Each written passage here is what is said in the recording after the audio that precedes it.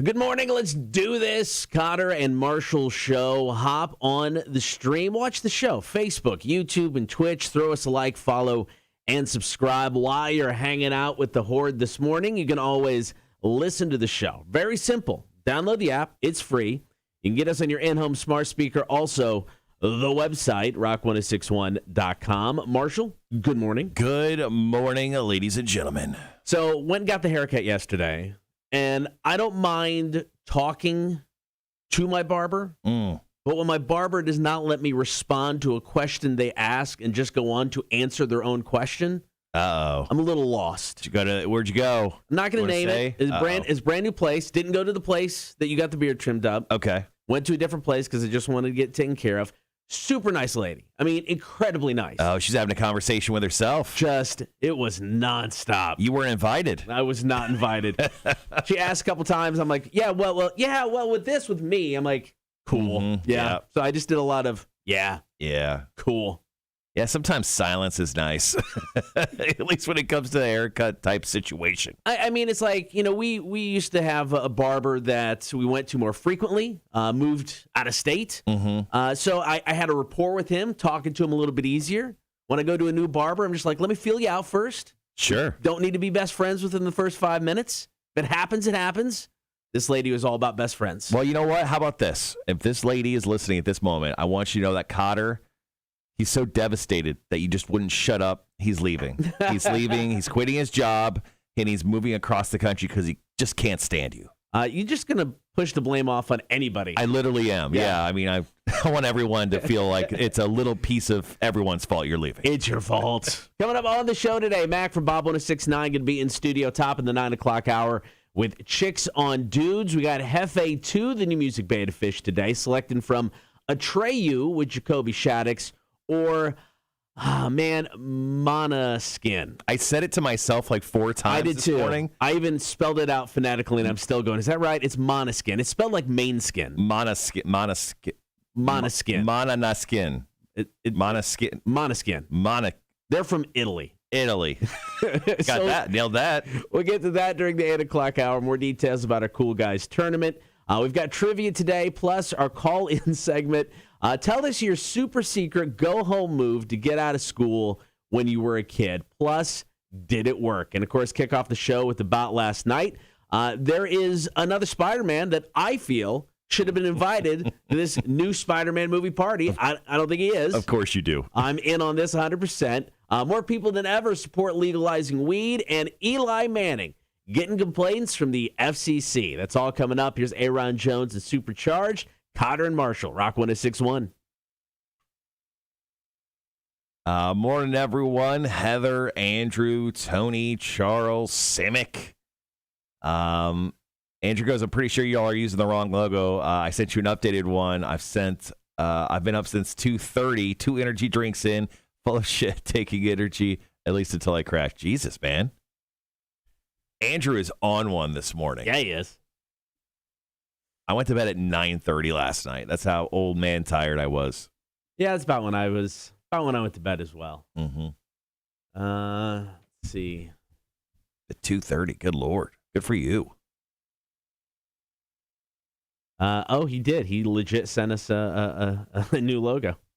Just Trader placed over my name. Yeah, I saw it. I didn't see it. It was just a screenshot. Well played. Well played.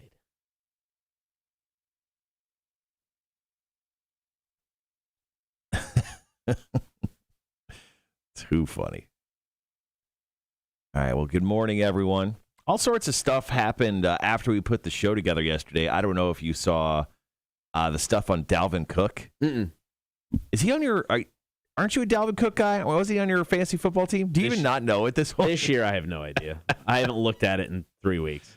So Dalvin Cook, he's a running back for the Minnesota Vikings.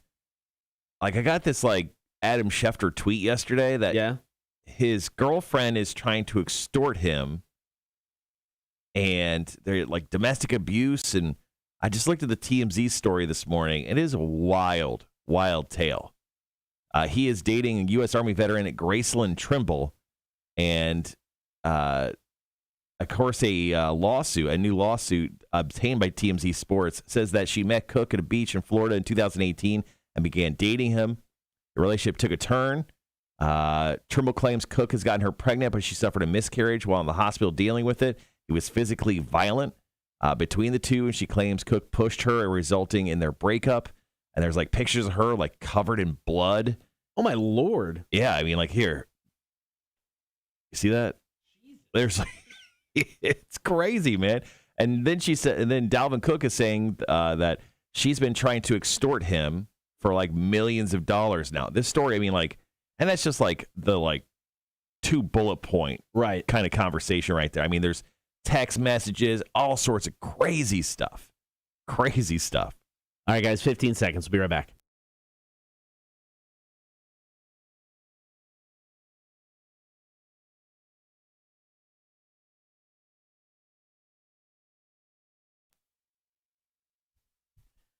A few weeks back, Eli Manning flashed double birds on live TV. It offended people. 3 people. Got that story next.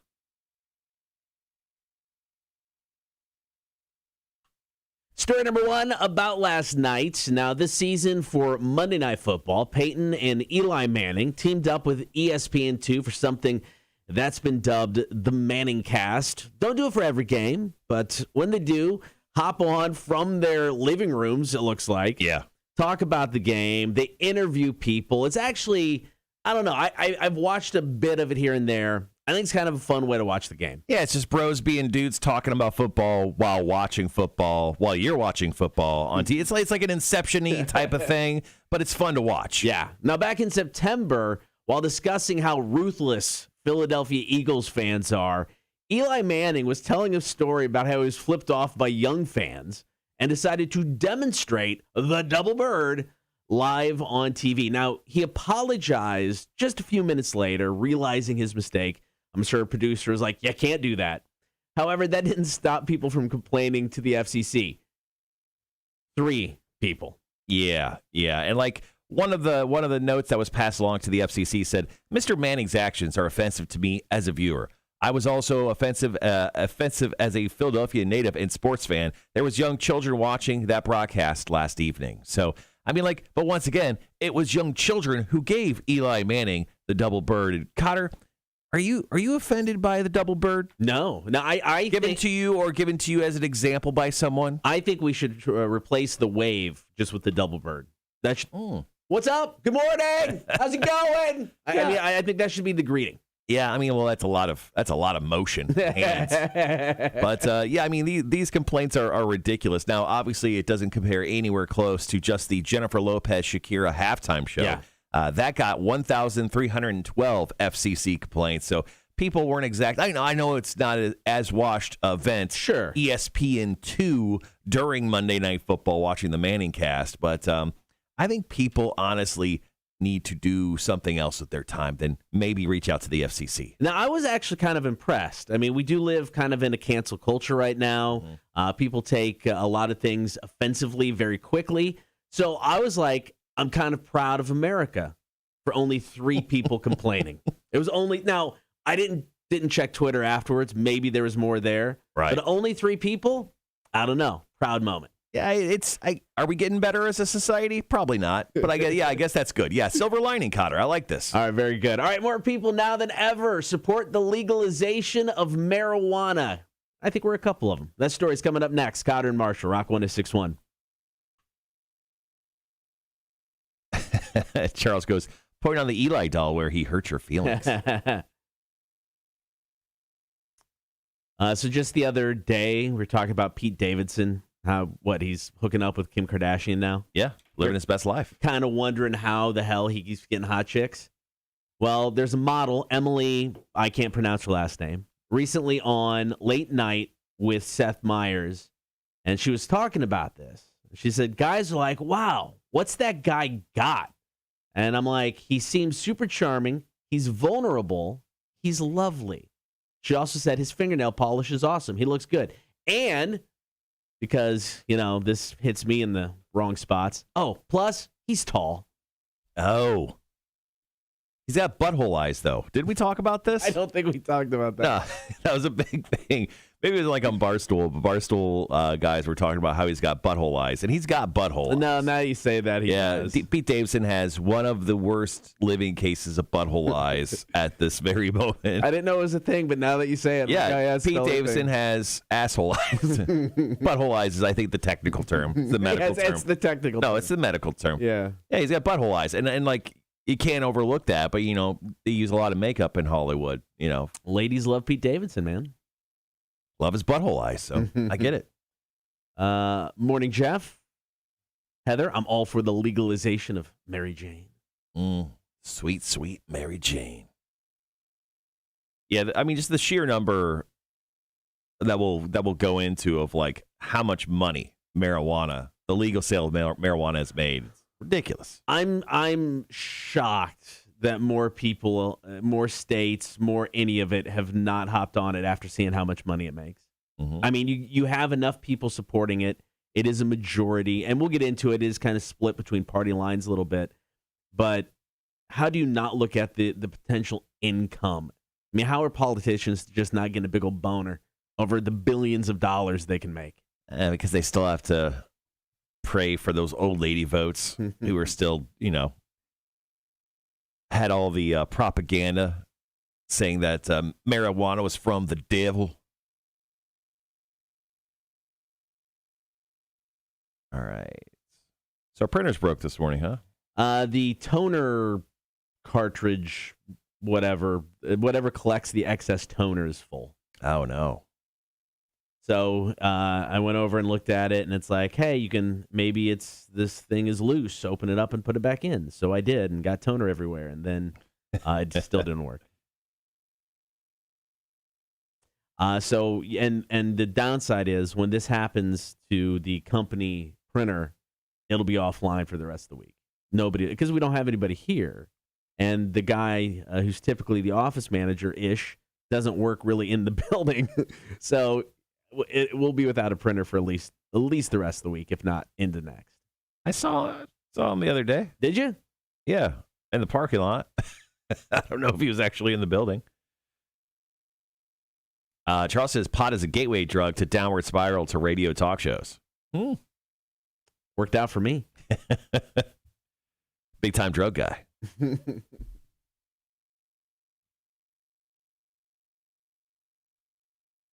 Morning, Scott. How's it going, buddy? Morning, Scott. Heather says the taxable income for the states is way up there. Look at Colorado when they opened their dispensaries. Free breakfast and lunch for all students for 5 years. I mean, how is keeping illegal a thing? It's a good point, Heather. The fine people of Georgia don't like to feed children. Andrew says, do you need me to come show you how to change the toner and toner overflow bin? Sure. I'm not messing with it, man. Isn't the toner, isn't that just like that weird little white... It's like some plastic. Yeah, it's like a plastic. Yeah, I think I know how to do it. Okay. I think it's just a mess, man. As soon as you open it up, it's like just toners everywhere. Yeah, I think I saw it. Yeah, because toner is like just like a weird pulpy byproduct of the printing process. Yeah. Oh, no. If I was going to sabotage the printer, I'd go Office Space on it. I wouldn't just F with the toner. Come on. Charles says he'll be getting his fill of secondhand smoke tomorrow through Sunday. That's right. Big, bald, and sexy is going to be big, bald, and high as fuck.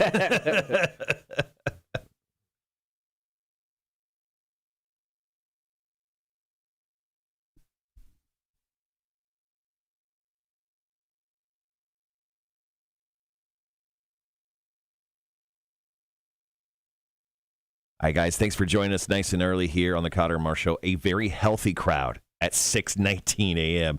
Good Lord. I'm telling you, I should have quit earlier. If I would have known, I would have done this for our numbers. Or we could have just been consistent with our product. I mean, there's different ways. We could have looked at it different ways. That's too much work. It's almost like not taking days off. Speaking of days off, we're taking one on Monday now that I think about it. Yeah. I'll be here, but there'll be no show. So yeah. We'll do a best of. And then 2 weeks. 2 weeks of shows left, guys. Is that where we're at? Yeah. As of today? 2 weeks from today is the final show. Including today or not including today? I guess technically including today since we got Monday off. 1, 2, 3, 4, 5, 6, 7, 8, 9, 10. Yeah, counting today, not working Monday, 10 shows left. Yeah, 10. Yeah, 10 total. Yep. 2 weeks.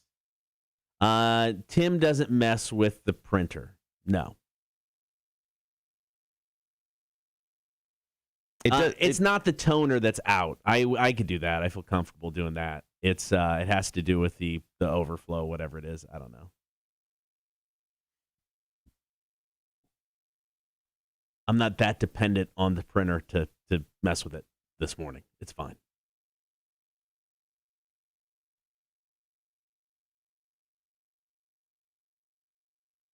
I got about 3 minutes into story number 2. People supporting legalized marijuana. So the NFL fined Aaron Rodgers. Did you see this? Oh, no. So the NFL fined Aaron Rodgers $14,000. And the Packers $300,000. That's it. It's like A-Dub coming to you and be like, I'm going to fine you 5 cents. I'm going to fine the show $1.50. Yeah. Yeah, so Aaron Rodgers broke COVID protocols, which is what the NFL is saying with these fines, but also it's not much money at all. So if someone broke it down, it was like 0.000015% of Aaron Rodgers' $153 million contract is what he got fined for breaking COVID protocols in the NFL for the first almost 10 weeks of the season. He's got $14,000 cash in the couch cushions. Yeah. It drops out of his pocket when he sits down. So the NFL fined Rodgers a measly, it was for actually attending a Halloween party with other Packers while he was unvaccinated. Oh. Packers receiver Alan Lazard also received the same amount for attending the same team-sanctioned Halloween bash. Now, the team was fined $300,000 for other stuff as well. It doesn't say. Oh, here it is. The big fine came for the Packers. The franchise was hit with $300,000 penalty for not enforcing the rules with Rodgers and Lazard, including a failure to wear face mask coverings inside team facilities. Still, that does nothing. Yeah.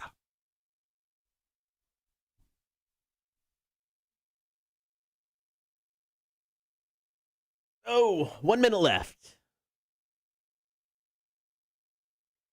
Third story, all about the forgotten Spider-Man. You think those pictures were real from yesterday? I want to believe so, because I want this to happen. I think it's a great, just something completely different. I think it's real. I don't know about the one. The one was the one they tried to debunk. The second one that I'm less concerned about. Yeah. But the main one, I agree. I do. I think they're real. So yesterday, once again, we dropped in a link so you guys could check out some pictures to it had to be in a screener copy of the film. Yeah. Someone took some screenshots and posted them of some spoilerish stuff. All right, guys, 15 seconds. We'll be back.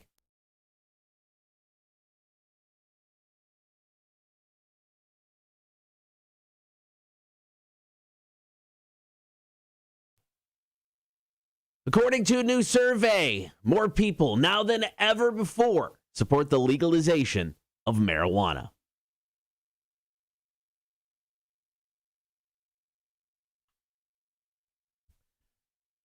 Story number 2 about last night's. Currently, 37 states have legalized medical marijuana. 18 have gone the full thing and gone, look, recreational weed, completely legal. And we're currently at an all-time high for the support of legalization in the United States. According to a new survey, 68% of adults are for the legalization of weed. Which I think is obviously more than the majority. So why isn't weed available here in the good old state of Georgia? I'm surprised it hasn't been pushed on a federal level a little bit harder. I mean, if you look at the money that can be made alone, the increases in popularity and legalization led to a booming marijuana industry. The sales of the drug amounting to $17.5 billion in 2020, up 46% from 2019. Well, I'm guessing because a lot of states legalized weed at that point, and they were kind of that's still almost $20 billion with a B billion dollars just in 2020, the year of the pandemic. So politicians love money. You're looking at this. This is a booming industry. Okay. So what do politicians love more? Money or just not making their constituents happy?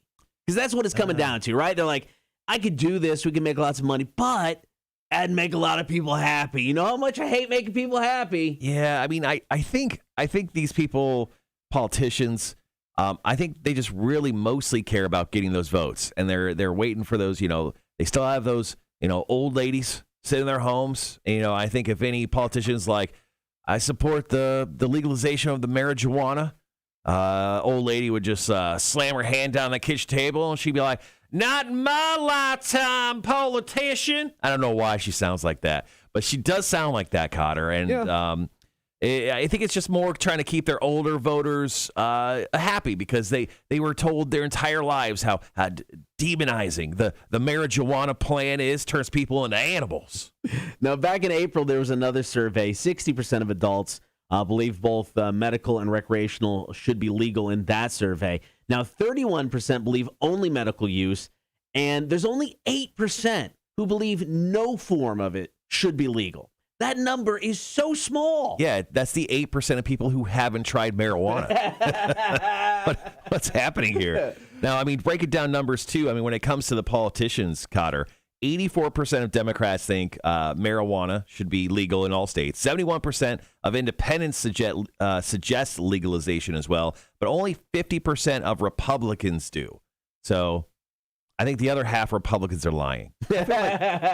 All politicians. I think when you become a politician, especially when you get like higher up, like right. Yeah, they just like give you a smorgasbord of drugs. Like, well, you should try them because you're going to get offered the designer drugs we're about to give you here in the next few weeks and months. So,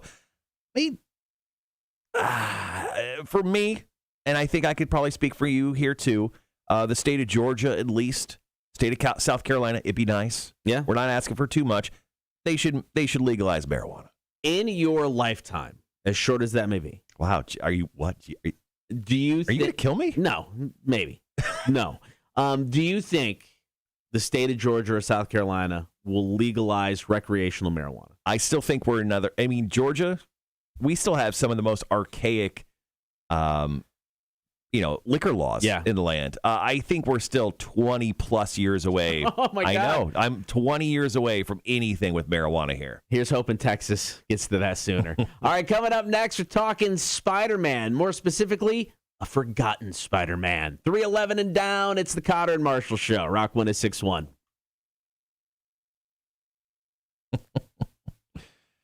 Simic says, I can't smoke Mary Jane myself. I get nauseated and headaches. Oh.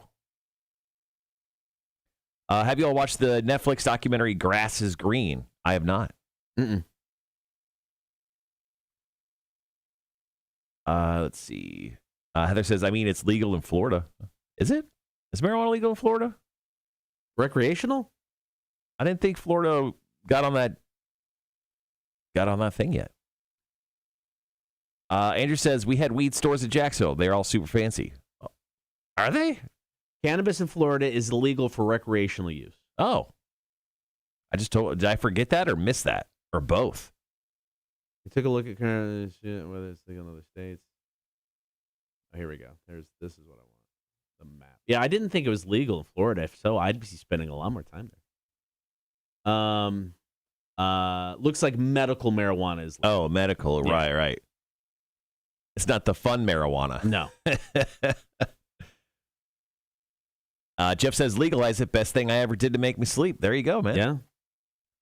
Yeah. Heather says, my daughter has a green card. For medical, right? Well, it's like when I went to Colorado. It's just like gas station, weed dispensary, and it looks like a bakery. Yeah. And they're like, this is super fancy. Yeah. But it's weird because they have like a security guy at the door. Oh, yeah. Checking IDs and everything. I love Scott's comment up here saying, Why older people always put the in front of marijuana? The marijuana. Marcia goes, why you got to blame the old ladies? Weren't they the original miniskirt stoner bra burners? Some of them were, not all of them. Sadly, that was only a minority of the wonderful older women we currently have in our generation. Andrew says all the medical-only dispensaries have way better product than the regular recreational dispensaries. Medical dispensaries have higher potency items. As a man who traveled to Colorado and tried some of the regular dispensary items, they still got me way too high. I can't say, although I like to dabble in edibles, I am a terrible high guy. Why? Because I don't know my limit. So, okay. Yeah, because I think I kind of realized it, like, somewhere in Colorado when I was trying. I was like something to the effect of, like, 15 milligrams or less. Right. Because one time I did, like, a 20 milligram, like, thing, and I was just, like, stunted for hours. Yeah, I need to do, like, my tolerance is low because I so rarely gotta ease do it. into it. Yeah. You figure it out. Yeah. Well, that's why it's like I learned my lesson. Homemade edibles are not the way to go. You overdosed on marijuana. I might have. Homemade edibles, not the way to go. I can just imagine whoever made you that edible. They're like, okay, so this one's for Cotter, just a little dab, and then like they turn around and it just squeezes the rest on it. And he's dead. So in Georgia, the only thing that's legal is CBD oil.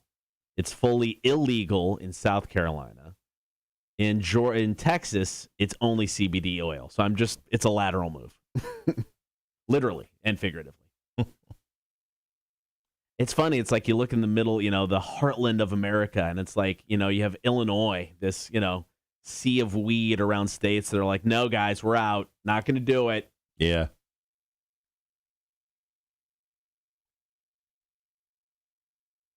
Yeah, so there's 4 states in the United States where it's fully illegal. You can't do anything. 2 of them are touching Georgia. So which states? What are the 4 states? South Carolina, Tennessee, Wyoming, and Idaho. Man, if there's one spot I want to smoke weed, it's Wyoming. Name one thing you can do there. That's a weird one. Idaho, I get. I get Idaho. Idaho will be the last. Too many mountains to fall off of. So. I got family living in Idaho, I think. Yeah, Idaho. All right, 1 minute, guys. Oh, no, I'm sorry. I was thinking Utah. Utah because of Mormons. But it's even there. It's mixed legalization state. Medicinal in Utah. So my bad. Got my states mixed up.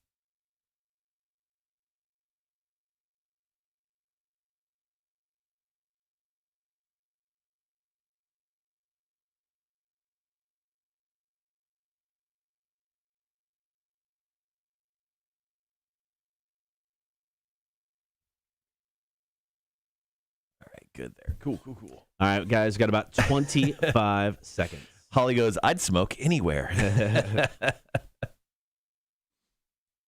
All right, guys, here we go. We'll be right back.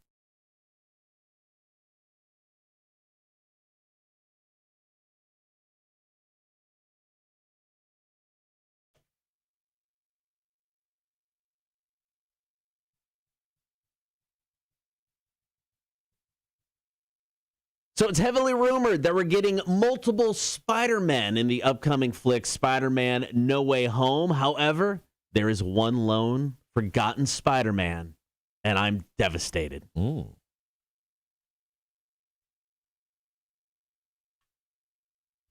Story number 3 about last night. So the first Spider-Man live action was actually the Electric Company back on PBS in the 70s. Right. However, in the 70s, the very first Spider-Man TV show did take place called The Amazing Spider-Man. I remember watching reruns of this show. I was going to ask you, have you seen any of this? When I was a small, wee little cotter, I remember watching this. Tiny little cotter. Looking back now, it was bad. Tiny 7-pound, 3-ounce little baby Jesus cotter.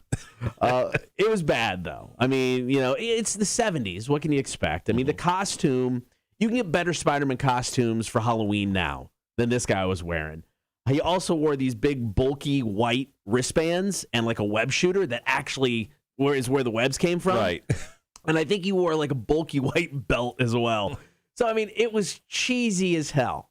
But as a kid, it was awesome. I mean, it was the first time you got to see, a superhero, at least for me, live on television. Now, this Spider-Man is played by a dude named Nicholas Hammond. And, there's all these rumors. Tobey Maguire, Andrew Garfield coming back for the new Spider-Man movie. Nobody bothered to reach out to Nicholas Hammond. Well, he's, a little long in the tooth cotter. Not exactly the young, vibrant Spider-Mans that we maybe know with Toby and Andrew. Now, just going back to this amazing Spider-Man that Nicholas Hammond played in 1977 to 1979, it only ran for 13 total episodes over 2 seasons. Yeah. So, I mean, was it that difficult to film where they could only film 6 episodes a year? Very high budget at the time. CGI budget was through the roof. But sadly, this show, which I've never seen, I would like to go back and watch at least a couple episodes so I can understand what I'm dealing with. Unfortunately, this actor, Nicholas Hammond, he said he has not been reached out to by the fine folks at Disney. Now, if you look into the cartoon, Spider-Man Into the Spideyverse or Spider-Verse or whatever, I mean, they had a pig Spider-Man. You could get crazy with this, and it'd be how funny would it be? You have all this CGI going on. You got Doctor Strange doing his thing. It all looks great. Yep. Here comes Andrew Garfield. Here comes Tobey Maguire. These slick-looking suits, and then here comes Nicholas Hammond, looking like he robbed a Goodwill of a Spider-Man outfit. Yeah, he shoots his web shooter, but just falls down, and then his web shooter just drags him. It would be so awesome. It would be so great. Oh, this is great. Well, sadly, Nicholas Hammond said, he goes, I think it would have been huge fun, but it would have been a kick in the pants to have the old guy there. I was really hoping that would be approached, but unfortunately, that has not happened. Disney has not given him a call. The thing's already been filmed. It comes out in 4 weeks at this point. Yeah, sadly, I don't think he's making the cut. Now, I forgot this TV show existed until reading this article. Yeah. And I'm not going to lie. I get it. He's not in the movie. There's a really small part of me going, is this a ruse? Is this throwing everybody off the scent? Is this guy going to pop in to the new Spider-Man movie? Am I going to be blown away? Would you really be blown away? Yeah. Saw fat old Spider-Man who's who barely walk. I'd be all for it. That's all I'm saying. I want 2 things in this new Spider-Man movie. I want them to recreate the Spider-Man meme where they all point at each other. Exactly. And I want Nicholas Hammond to swing through on what looks like, twine instead of web, because that's all they had back in the 70s. Okay, fine. I'm in. I want this too now. All right, coming up next, got your chance to score some tickets for Saliva. Do you own a badass beard? Well, we'll tell you how you can win coming up next. Cotter and Marshall, Rock 106.1. I'm going to go grab coffee.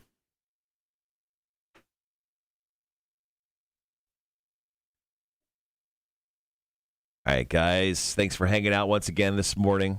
Marijuana talk has captivated all of you. See, going over some of these comments. Hemp is legal in all 50 states, says Heather. Cool. Don't kill Dewey.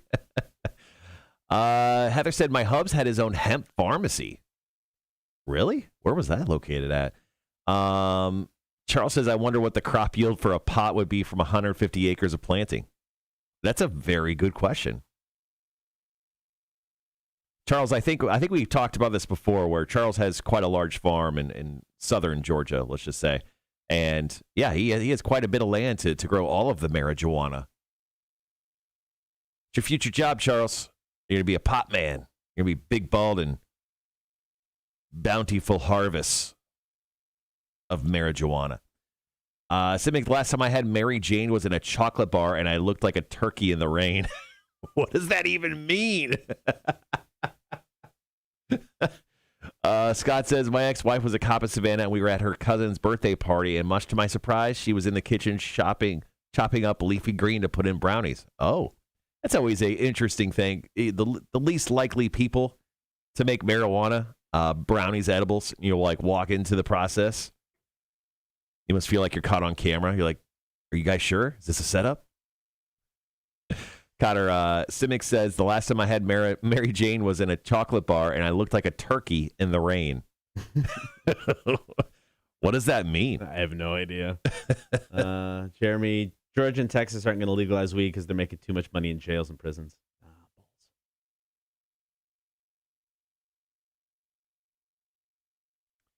If Disney did call Nicholas Hammond, they could have had him be Peter Parker's dad, says Simic. There you go. Well, I mean, they had the older Peter Parker in the cartoon. They could have had the elder statesman. Yeah. It just would have been funny. I mean, I get it. He's not going to be in it, but if he was, awesome. Still think it'd be funny if he shot his web, but he fell down and he passed out, drunk or something, and his web just carried him off to somewhere. I'll be watching this from the Alamo Draft House with a beer. And if he, by chance, pops on that screen, my beer will go everywhere as they celebrate. So I apologize prematurely to everybody sitting around me. You used a certain word there. I think that was pretty interesting. Prematurely. Prematurely. Yeah, you could have said in advance. Mm-hmm. Long history of that word, huh? Yeah, a little bit. Simic goes, I was spaced out and had blank stares. Charles says, turkey in the rain. They stare at the sky and will almost drown staring at the falling rain. Oh. There are 2 French fry flavored craft vodkas on the way. Minneapolis-based distillery called Tattersall, through a partnership with Arby's. They have the meats. There are 2 flavors, crinkle fry and curly fry. They'll be released in extremely limited quantities next Thursday at $60 a bottle. Go to arbysvodka.com. Arby's gives no F's anymore, man. They're just doing whatever the hell they want, and I kind of like it. Why? Soda brands and fast food brands are doing that stuff. Arby's putting out their scratch a sniff hoodies and stuff. McDonald's is putting out unique clothing that sells out in 2 seconds. Who are these people who are buying these McDonald's jumpsuits? Onesies that look like Ronald McDonald's clown suit. Who are these people? There you go. Crinkle fry flavor and curly fry flavor. We got to go with curly fry. We're going to do it. 8 days, 5 hours, 16 minutes. Gross. Yeah, I'll pass. Vodka, not my favorite spirit anyway. And this ain't helping. All right, guys. We have one more break we're getting into, talking about a little giveaway that Billy is doing here on the radio station with our afternoon show. And then we'll jump into our question of the day is, tell us your super secret go-to move to get out of school when you were a kid. Did it work? I'm guessing you got a story here? No, that's the funny part. I was such a dork as a kid. I never skipped school. You went to school every day? Yeah. Oh, I know. I want to say first few years in, I might have got the perfect attendance award even. Wow. Yeah. That's my story. My brother, I can tell stories about my brother all the time. My brother rarely drinks now because the amount of he drank in high school. Oh. I mean, he's just I've done it all, guys. Every now and then he'll have a beer, but he just doesn't drink very often. He drank everything he needed to, I think, his 4 years in high school. Wow. Max says, look, I had Crystals after trivia last night. Their fries are finally decent. They're crispier. French fried flavored vodka. They tapped into the Mary Jane. That's true. Said Simic. I almost went to Arby's just the other day. Almost. I drove into the parking lot, and then I thought to myself, I don't want to feel like shit the rest of the day, so I pulled right out.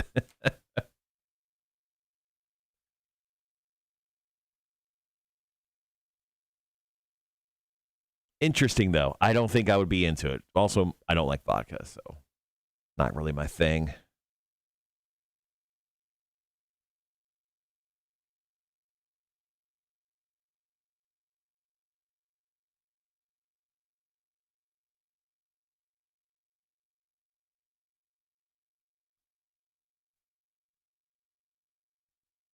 All right, guys, once again, we're getting into our question of the day here in about 15 minutes. So if you got any great stories, feel free to drop them in. You'll find that question in the description of the show, wherever you're watching it. But pretty much, if you had a go-to move to skip school, let us know. Or if you got a great skipping school story, drop it into the chat, or feel free to go ahead and call us, 1-800-394-1061. You can also text us at that same number. Morning, MK Vultra. Did you see that the title for John Wick 4 was leaked yesterday? Mm-mm. So John Wick 4, well, John Wick 3 was called John Wick 3 Parabellum, which is like prepare for war. Okay. John Wick 4 is called Hagakure? The way to keep it simple, guys. Yeah, so Hagakure. Hagakure is a manual for the samurai classes consisting of a series of short anecdotes and reflections that give both insight and instruction in the philosophy and code of behavior that fosters the true spirit of the Bushido, the way of the warrior. It is not a book of philosophy as most would understand the word. It is a collection of thoughts and sayings recorded over a period of 7 years, and as such covers a wide variety of subjects, often in no particular sequence. So not only is the title confusing, so is the description of what the title is. Awesome. Thanks, guys. So it's Hagakure? Come on, man. Kure? You gotta dumb it down. Gotta dumb this shit down. What would you call John Wick, the next John Wick? John Wick 4.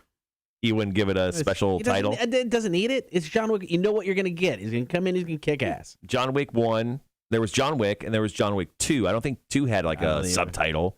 Then we got Parabellum. Then we got Hagakure. John Wick 4, John Wick's new dog. I think he's already got a new dog. Well, he's getting another one. I don't know. So he's just going to be a 2-dog guy now? He's going to be a 2-dog guy. He's a single parent with 2 kids? I don't think so, Cotter.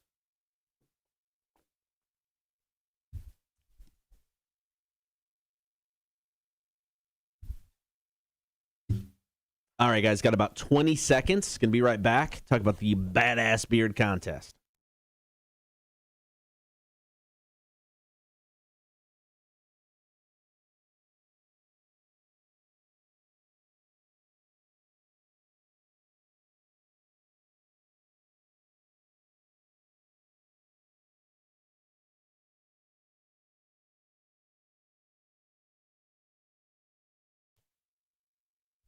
Saliva is coming to Savannah, Victory North on December 9th. Going to have your shot to win some tickets. It all starts Monday on Facebook with Billy's Badass Beard Contest. So all you need to do is go to the post pinned to the very top of the Rock 106.1 Facebook page, show off a photo of your sweet beard, and then you got pretty much until the end of the month to do so. Once you do that, you'll be in the running. To win yourself some tickets to go check out Saliva over at Victory North Savannah. So, yeah, all that starts Monday on the Facebook page. And I think we open it up to everybody. I mean, when there's a beard contest, there's always the ladies division where you craft your own beard. Oh, okay. Yeah, so you make your... So, ladies, you want to craft a beard? Want to take a picture and post it?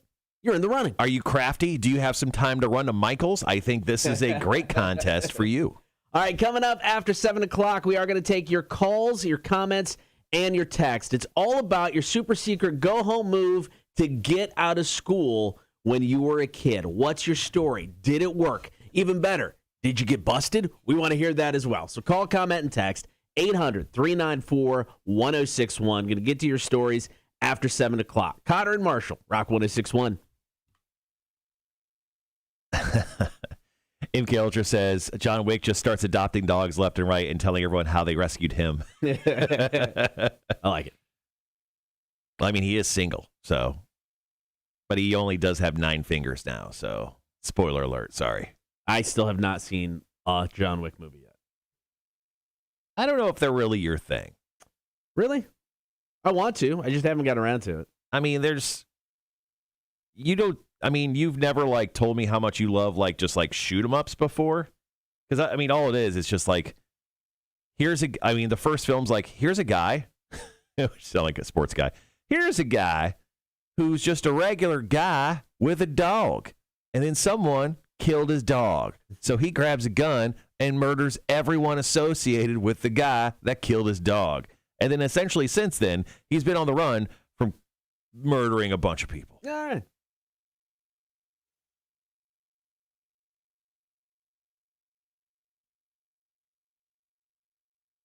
Sorry to ruin the John Wick franchise for you. I kind of get the gist of it without even watching it.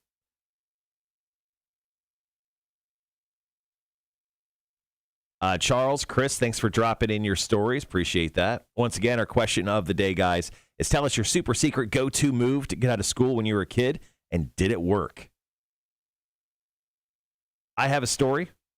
Cotter, you've got a story of being the bestest boy. Yeah, being boring. You haven't even tried to skip school? Mm-mm. I was always afraid of just not following rules as a kid. Something that still kind of, haunts me to this day. It's, just don't want to get in trouble kind of thing. Mm-hmm. So, yeah, as a kid, I never did.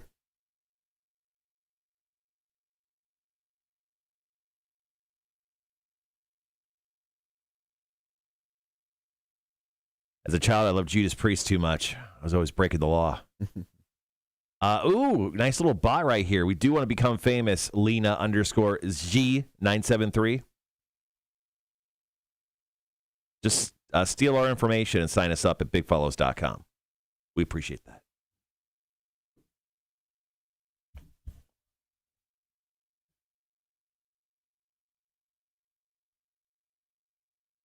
I got a email last night, overnight, saying that someone was trying to log into my Facebook around 3 o'clock in the morning. Yeah, so, I was awake. Sorry, got bored. I don't know what you're going to find in there.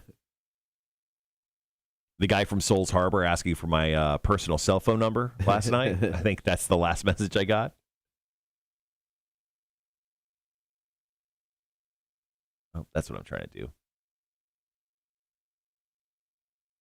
All right, guys, once again, our question of the day is tell us your super secret go-to move to get out of school when you were a kid. Go ahead and tell us your move, and then if it worked or not. Want to hear those stories?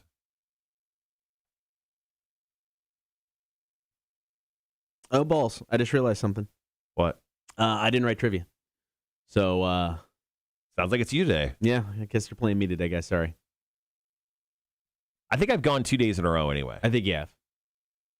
Yeah, I'm sorry. Yeah, just completely blanked on it this morning.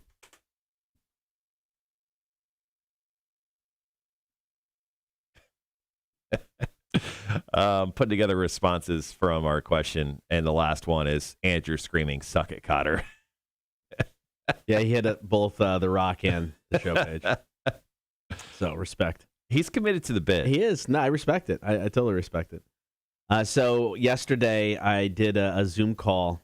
A guy reached out to me. He is an ISU, Illinois State University. Oh, yeah. And he's doing like a research paper. He's a graduate student. We're doing a research paper on formats and radio flipping, and specifically about a station in Illinois that Marshall and I both worked on.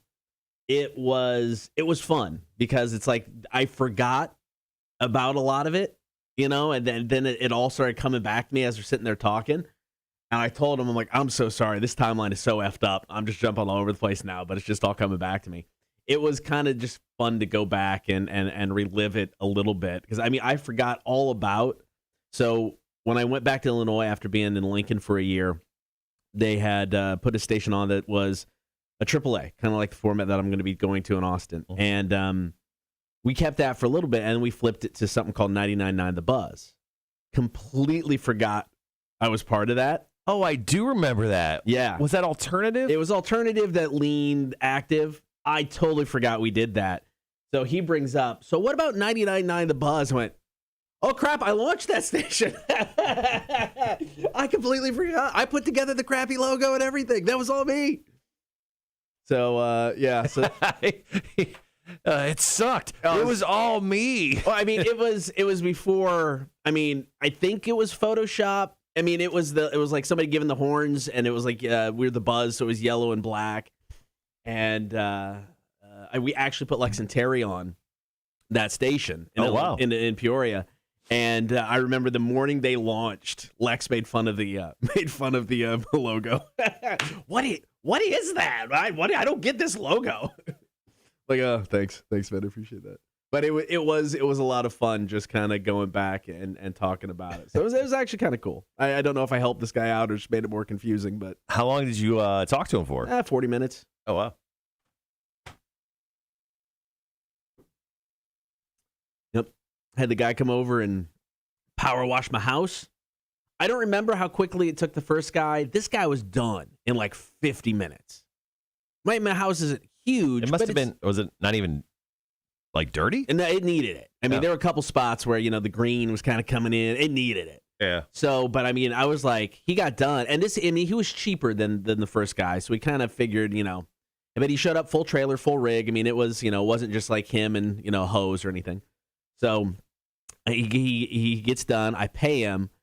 So I wait like, 5 minutes. I don't want to come out and check it while he's sitting out in the driveway. Mm-hmm. So he pulls away. I'm expecting the worst. And I go around to the side of the house that really needed it. And I went, oh, shit, it's cool. Good. All right, never mind. So, but yeah, 50 minutes. Dude was done. Man, good, man. He's got stuff to do. $150 for an hour? Yeah.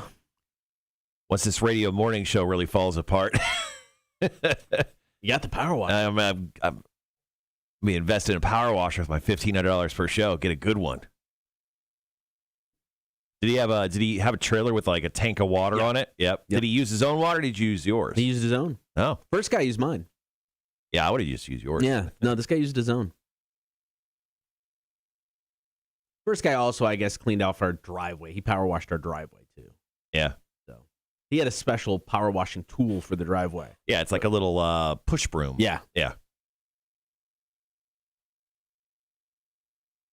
Wanda says she's got another story. She'll call after she flat irons her hair. Sounds good. Nice.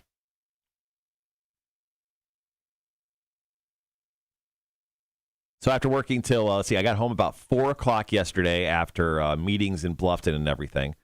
I got home and I worked, and then I realized last night that I didn't pull out anything for dinner. So I just want to thank Stoners for supplying me dinner last night, because that's exactly what I had for dinner last night. The other day we talked about. I haven't had Stoners in forever. I do love their pizza. Mm-hmm. The other day we talked about the event that they're going to do at Coach's for Keith from Keith and Ross. Yeah. Well, it looks like Stingrays is going to do. They do a golf tournament, a charity golf tournament every year. So it's their 17th one. They're actually going to raise money for Keith's family. Oh, that's great. That's very, very cool. So Jason Courtney posted that on Facebook. You probably find it in Stingrays, but. If you've never met Keith, awesome guy. So very, very cool stuff. Wanda says, I colored my hair last night. Got to get that one good hair day with it before I start pulling it back up in a ponytail. Well, there you go. Charles says $150 an hour for pressure washing is about right. Yeah. I am the slowest pressure washer in the history of man then, because I took like hours pressure washing my pool deck and then like just like the sides of my house. Yeah, this guy came in. Was like, I mean, I'm like, holy crap, you're moving. Yeah. So it was good. Marshall, so we've read about different incentives for people to get vaccinated. Mm-hmm. Austria, up in the game. I saw this. A brothel in Vienna is offering free sex to anyone who gets vaccinated on site. Can I unvaccinate myself, fly across the country and get vaccinated again? I mean, all you got is a piece of paper they hand wrote on. It's like, that's no proof. Is there issues if you get like double vaccinated? Look at it as your booster. I already got that. You already got the booster. They set up a vaccination booth, and anyone who gets jabbed can spend 30 minutes. Shit, give me 2. With the lady of their choice. They didn't elaborate on what happens in those 30 minutes. We're not sure what exactly they get. And it's not just for men. Women are welcome to take advantage of the deal, too. One guy said he was planning to get vaccinated. Eventually pulled the trigger when he heard about the brothel. Pulled a lot more than just the trigger. Around a third of Austria still hasn't been vaxxed, so there's a big push for it. The owner of the brothel says the pandemic has cut his business by 50%. So he wants as many people as possible to get the shot. That is the coolest story in the history of ever. If I was single living in Austria, I don't know. I guess it depends on the reputation of the brothels. Are they sketchy? I'm out. Hmm. Are they reputable? Let's go for it.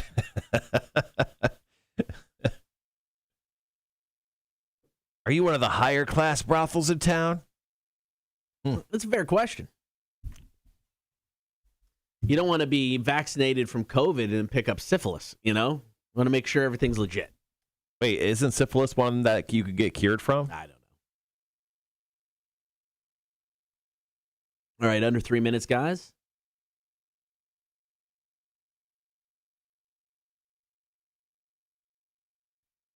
There are no home remedies or over-the-counter drugs that will cure syphilis. All right. Really? Yeah. Just Well, tree with penicillin. Penicillin, right? Yeah. Okay. Rock 1061, who's this? Hey, boys, it's Wanda. Hey, Wanda, how's it going? It's going. We're running late, so I'm going to make my story quick. Okay. Senior year of high school, we used to skip school a lot. Mom's left-handed, and, if you're a left-handed person, your writing just looks like crap. Okay. So I would pretend. So I would forge her name and notes excusing myself for not being in school. Oh. One day she decided to call the school because she needed me to do something. She found out I wasn't there, so when I got home, she was sitting in the living room, and she's like, "So how was school?" I was like, "It was great. Learned a lot today. It was real productive." She's like, "Oh, yeah?" She's like, "Really?" I'm like, "Yeah." She's like, "Well, I called up there, and they said you weren't there because you handed in a note saying you had to leave early." I'm like, "Oh, well, yeah, about that." What did you do on your day off? Was it like Ferris Bueller style? Yeah. You just Did you went steal crazy? a car? Do some drugs? So I had a friend who lived deep in the country, and she had land. She had a 4-wheeler. We had some weed, and some cigarettes, because that was the cool thing to do back then. So we would just go over to her house and smoke and ride the 4-wheeler all day till it was time to get home. I'm not going to lie. I would write myself a note for that, too. That sounds awesome. Yeah, good times. All right, Wanda, we got about a minute. We got to run. Thank you for calling. As always, appreciate it. Absolutely. Bye, guys. See ya. Good stuff from Wanda. All right. I've loved the life you guys in the Horde have lived. It really benefits us greatly. So thank you. Thank you. How do you want to work this first break? I can tell mine. I'll tell my non and then kind of go into my brother's a little bit. Okay. Do you have some you want to bring up?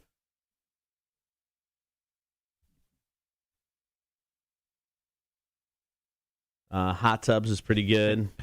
Yeah, I can share. Charles from the stream. Okay. It's a pretty funny one, and then I'll do two. I'll do Charles and I'll do John, and then Hit the break. yeah. All right, cool. All right, guys, be right back.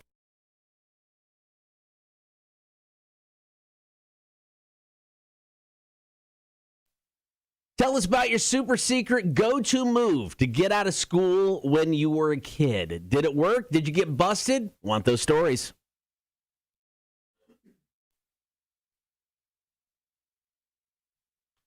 Good morning. Thank you for being part of the show today, both on air and on the stream. If you haven't done the stream thing yet, check it out, Facebook, YouTube, and Twitch. Today, we're taking your calls, comments, and text. Tell us about your super secret go-to move to get out of school when you were a kid. Did it work? Did you get busted? What was the story? 800-394-1061. I don't think it's a surprise to anybody. I was a boring child. So boring. I never intentionally skipped school once. Why? I don't know. I mean, I got to college and I just ditched, but you didn't have to try. Just didn't not show up. High school, I was a rule follower as a kid, you know, and it was so ingrained to me that I wasn't a fan of breaking the rules. Always just made me nervous. Gonna get caught. Gonna get in trouble. What's gonna happen? So there was not one day in high school that I ditched, and I never even thought of it. It's not like, oh, I'm gonna ditch today and then just wuss out. Never crossed my mind. You know, it's just like, I'll get caught. It's no big deal. So I just never did it. My brother, on the other hand, Adam, my youngest brother, I don't think he remembers half of high school. He doesn't drink very much anymore because the amount of alcohol he drank during high school. It sounds like he was a legend in his high school. Like people, when they had a party, they invited him. So what they would do is they would skip like the first half of school. Him and my cousin would get up in the morning, and they would just drink straight vodka. Oh, wow. And then they would just smoke a bunch of weed. Oh, no. And then they would finally stumble into school. Or they would leave early. I had, when I was in school, we had work study, so you can leave and go to your job. Mm-hmm. As he got older, he had work study, but he only worked like one day a week. So he ditched out, like at noon, once again, straight vodka, just pounding it in. And he said they would drink right across the street from the high school. So, I mean, they were in full view of the school, just slugging down vodka. And, some days he'd show up, some days he wouldn't. I don't know to this day how he graduated. I just don't know. I mean, I asked him, like, do you in your mind have a number of the days you ditched? And he's like, I couldn't count that high. I'm just like, how did you get a diploma? I think the faculty of the school was just like, we have to get this kid. We have to get Adam out of here. That's probably true. So just give him C's and get him out the door. All right, tell us about your super secret go-to move to get out of school when you were a kid. Did it work? Did you get busted? So on the Rock 106.1 Facebook page, we posed this question, Cotter. And John chimed in. He goes, this only worked a couple times per nurse, but he kind of broke it down in steps. Five easy steps. Let's start with step number 1. Stop at the drinking fountain. Fill your mouth with water. 2, hustle into the nurse's office with hand over mouth and panicked eyes. Number 3, the nurse points you to the bathroom the moment you get in there. Number 4, cough the water up loudly and flush quickly. And number 5, pick up excuse note at the nurse's desk. And then he said, John out. This is a pretty solid yet simple plan. It really is. I mean, I agree. It's only going to work a couple times. You can overdo it. But if you just wanted to get out one day, I mean, they're not going to fight you over this. I mean, he's the actor of his generation, at least inside those 4 school walls. I mean, that was amazing, John. All right, one more, and let's go to break, Cotter. This one's coming from the stream, and big, bald, and sexy, our buddy Charles. He said, skip at school?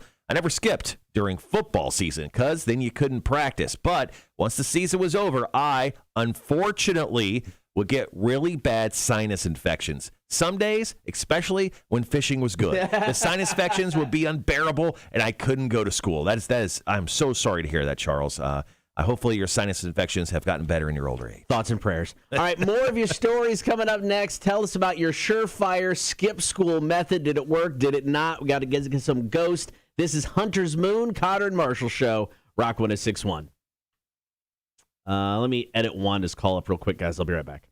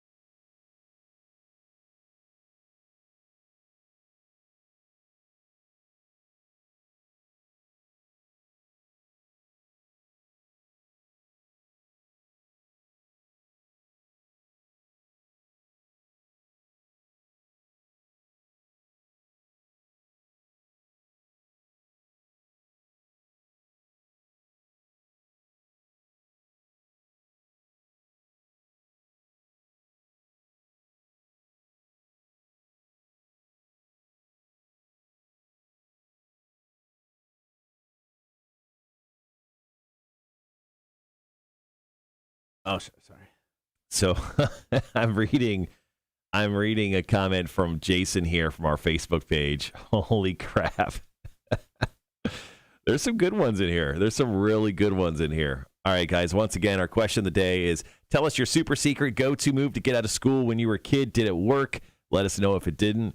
Man, that's funny. I'm assuming you've got a story here. Yeah, I got one. So yours, Roy's is good. Tammy's, yeah, there are a lot of good ones here.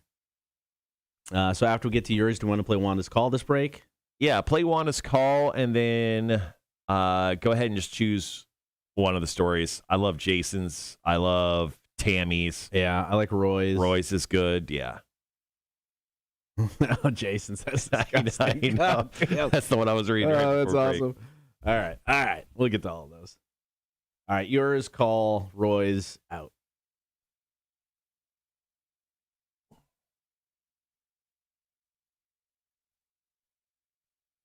All right, guys, we're going back on in 30-ish seconds. Yep.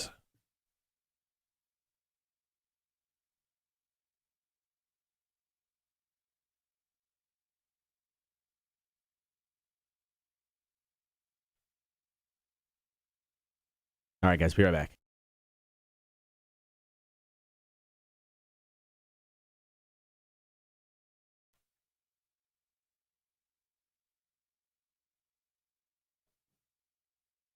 So tell us your super secret go-to move that got you out of school when you were a kid. Hit us up now. We are taking the calls, comments, and texts this morning all about your super secret go-to move, how you got out of school as you were a kid. Marshall, something tells me you have stories about this topic. Actually, Cotter, how dare you? I have one really great story. Okay, good. I have one really great story, and the rest are just okay. So this day of me trying to skip school, I wasn't even trying to skip school. Okay. So me and my good friend Caleb Stedman, who lived right behind me, we would get together every morning, and we would grab the bus, or we would, if we had like a car that morning, we would drive because we didn't own cars. But we were old enough to drive them. Anyway, so we had to grab the bus one morning. We ran up to go grab the bus. We missed the bus because he was taking his sweet time. Yeah. I was already ready. No big deal. Anyway, we missed. And so we're like, oh, my God, what do we do? Well, both of our parents at that point were gone. They left early to go do errands. So we're like, what if we just didn't go to school? And we're like, all right, cool. So we went back to his house. We started playing video games and stuff. We didn't even think about trying to even call in and say anything to the school. Right. Saying, oh, we're not going to be. We were just like, we're just not going to do this. So we go back. And then my buddy's like, oh, my dad's going to be gone all day. Well, about 2.5 hours later, we heard Dad show up, pulled in the driveway, slam the door. So we're like, obviously panic. Oh, what do we do? First thing that comes to our mind, let's run upstairs to his bedroom and hide underneath the beds. Because that seemed like a very logical thing to do as children. I think we're freshmen or 13 years old or whatever. So we're underneath the beds, and he could obviously hear something going on because he opens the door and he's like, Caleb?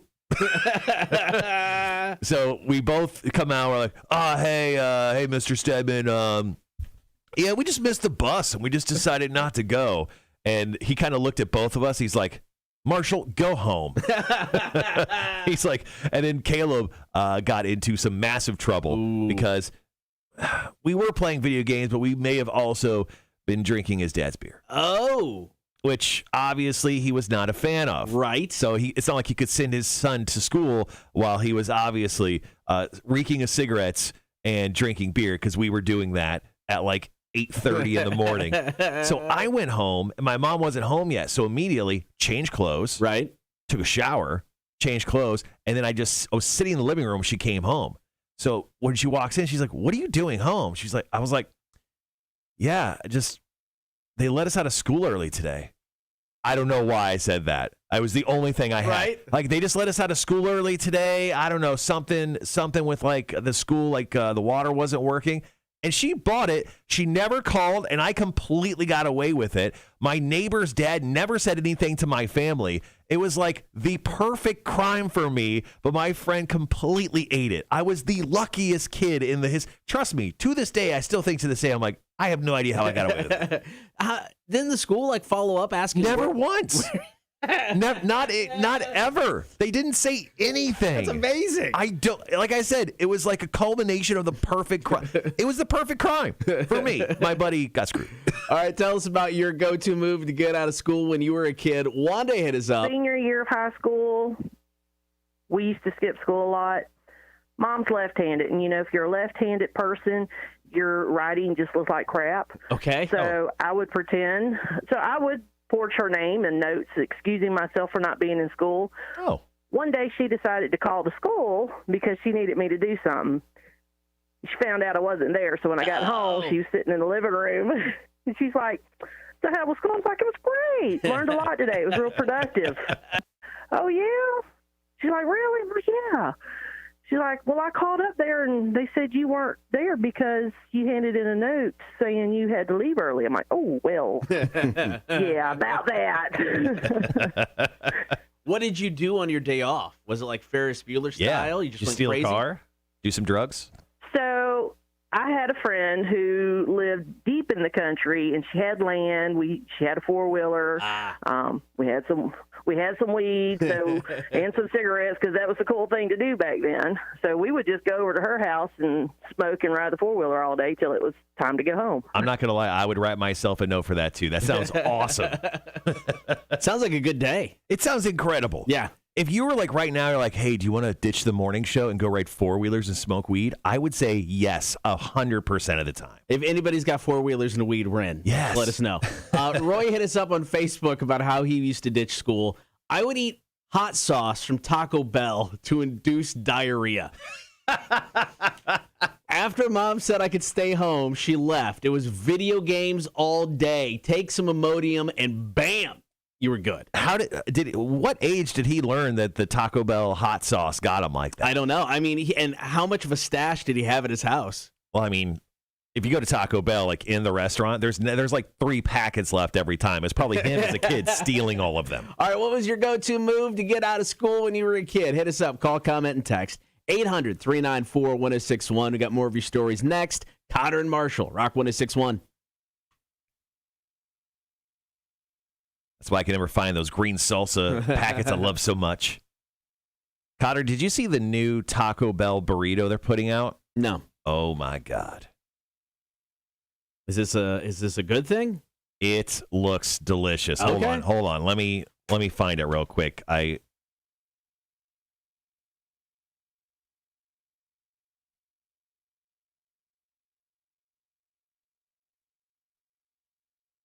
Taco Bell introduces the new double steak grilled cheese burrito. Following a successful test at locations in Houston last year, Taco Bell is launching the new double steak grilled cheese burrito nationwide tomorrow. Okay. The double steak grilled cheese burrito features a double portion of the brand's marinated steak, plus a double serving of seasoned rice, red tortilla strips, chipotle sauce, nacho cheese sauce, reduced fat sour cream, 3-cheese blend, all rolled up in a soft tortilla with cheese grilled on the outside of the tortilla. Damn. Here's what it looks like. That looks like a gut bomb. Oh, my An God. utter gut bomb. It looks delicious. Are those jalapenos on the outside too? It does look like jalapenos that are grilled onto into the outside. cheese, yeah. All right.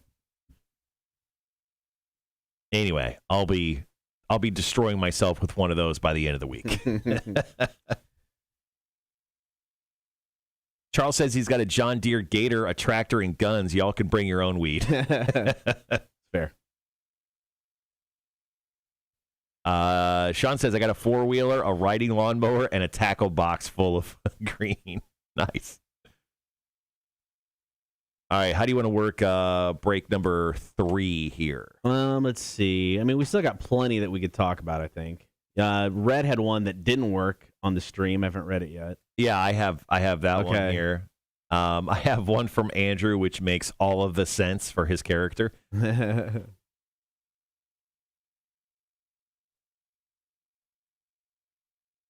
But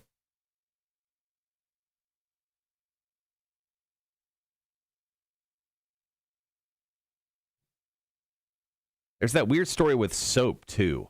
Yeah, there's the soap one. Sean's got a good one about her kids and the dress code. It's just a little bit different, a unique idea.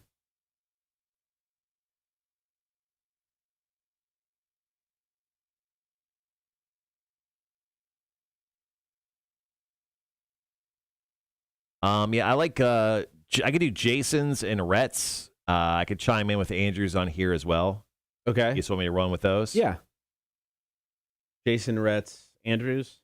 Yeah, so I have 2 from the stream, and I have 1 from Facebook. Okay, I will do. Have you checked the text line yet? I haven't, but it's right here. Nothing.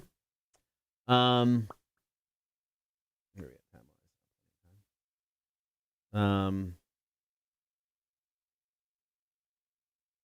Yeah, I can do Sean's, Tammy's, and David's. They're all short. Cool. If we just want to go back and forth. Sean says, going to lift your Taco Bell hatred for this new burrito. Yeah, I may. This burrito, I think I need to try once. I think I'm willing to try once.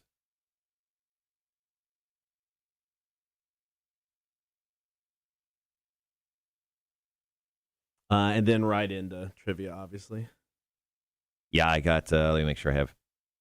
Do you want the easy game or do you want the harder game? Give me the harder game. Oh. Yay. Saliva tickets, or is there something else?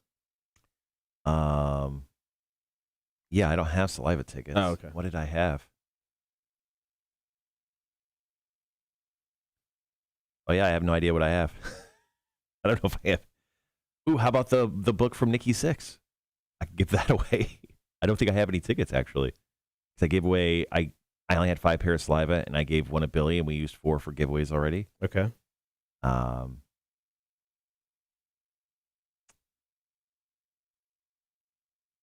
Yeah, it's like we ran out of shows. Now that Such a good run. Now that I think about it, yeah, we ran out of shows here, didn't we?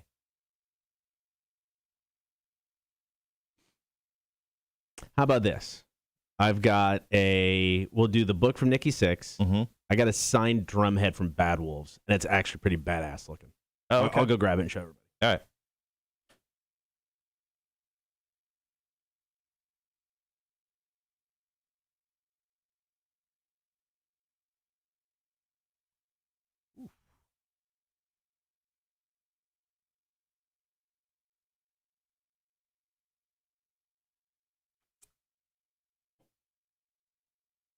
It had that great 8-month run of concert tickets. Yeah, this morning I was writing everything down. I'm like, actually, I don't think I have anything this morning. We did get Nikki Sixx has a brand new book that came out, so we did get a bunch of copies of that in. All right, so one of my biggest complaints when we get signed merch from bands is that they don't put the name of the band on the signed piece of merch. Yeah. And if we don't get to give it away right away, chances are it'll sit around and forget it. We forget who the band is. So I just want to say hats off to Bad Wolves for signing this drumhead, because I know exactly who signed it. So thank you, Bad Wolves. Ooh, Tony says we could give away a massage with trivia if we want this week. I just checked. Let's do the drumhead today, and we'll go massage. Okay. Tomorrow. Yeah. And then hopefully I'll have some tickets to some stuff after that. All right, so just back and forth? Yeah, on this one, yeah. 3? You got 3? Yes. Yeah, I've got Rhett, Andrew, and Jason. Okay, I'll start. Just go back and forth, end with everyone you want. Should I end on gross? Yeah, I'll end on gross. Okay.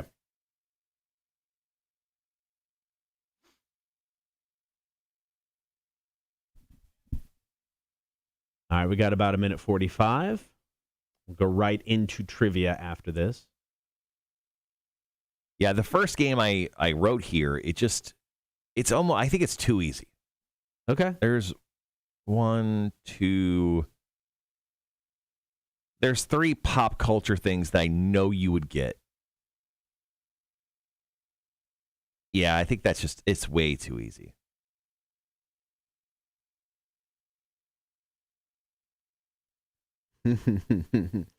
Andrew, me all day long giving you your massage. If you win tomorrow, just think about that. Rubbing you down. As long as old man Hans Cotter isn't doing the massage. Just telling you. And he doesn't use any sort of oils or anything. It's just all rough hands. We go raw dog. Yeah, no. Well, he spits on them. I mean, that's what you do, right? I've watched porn. You just spit on it. Yeah. Yeah. Lube it up. It's God's lube. That's what Bible school taught me.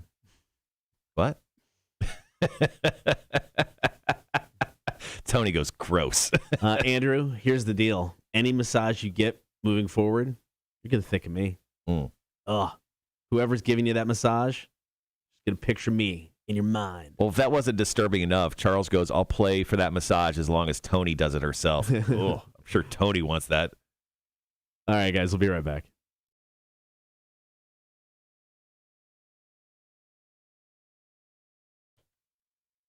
What was your go-to move if you're looking to ditch school when you were a kid? Got some great stories this morning.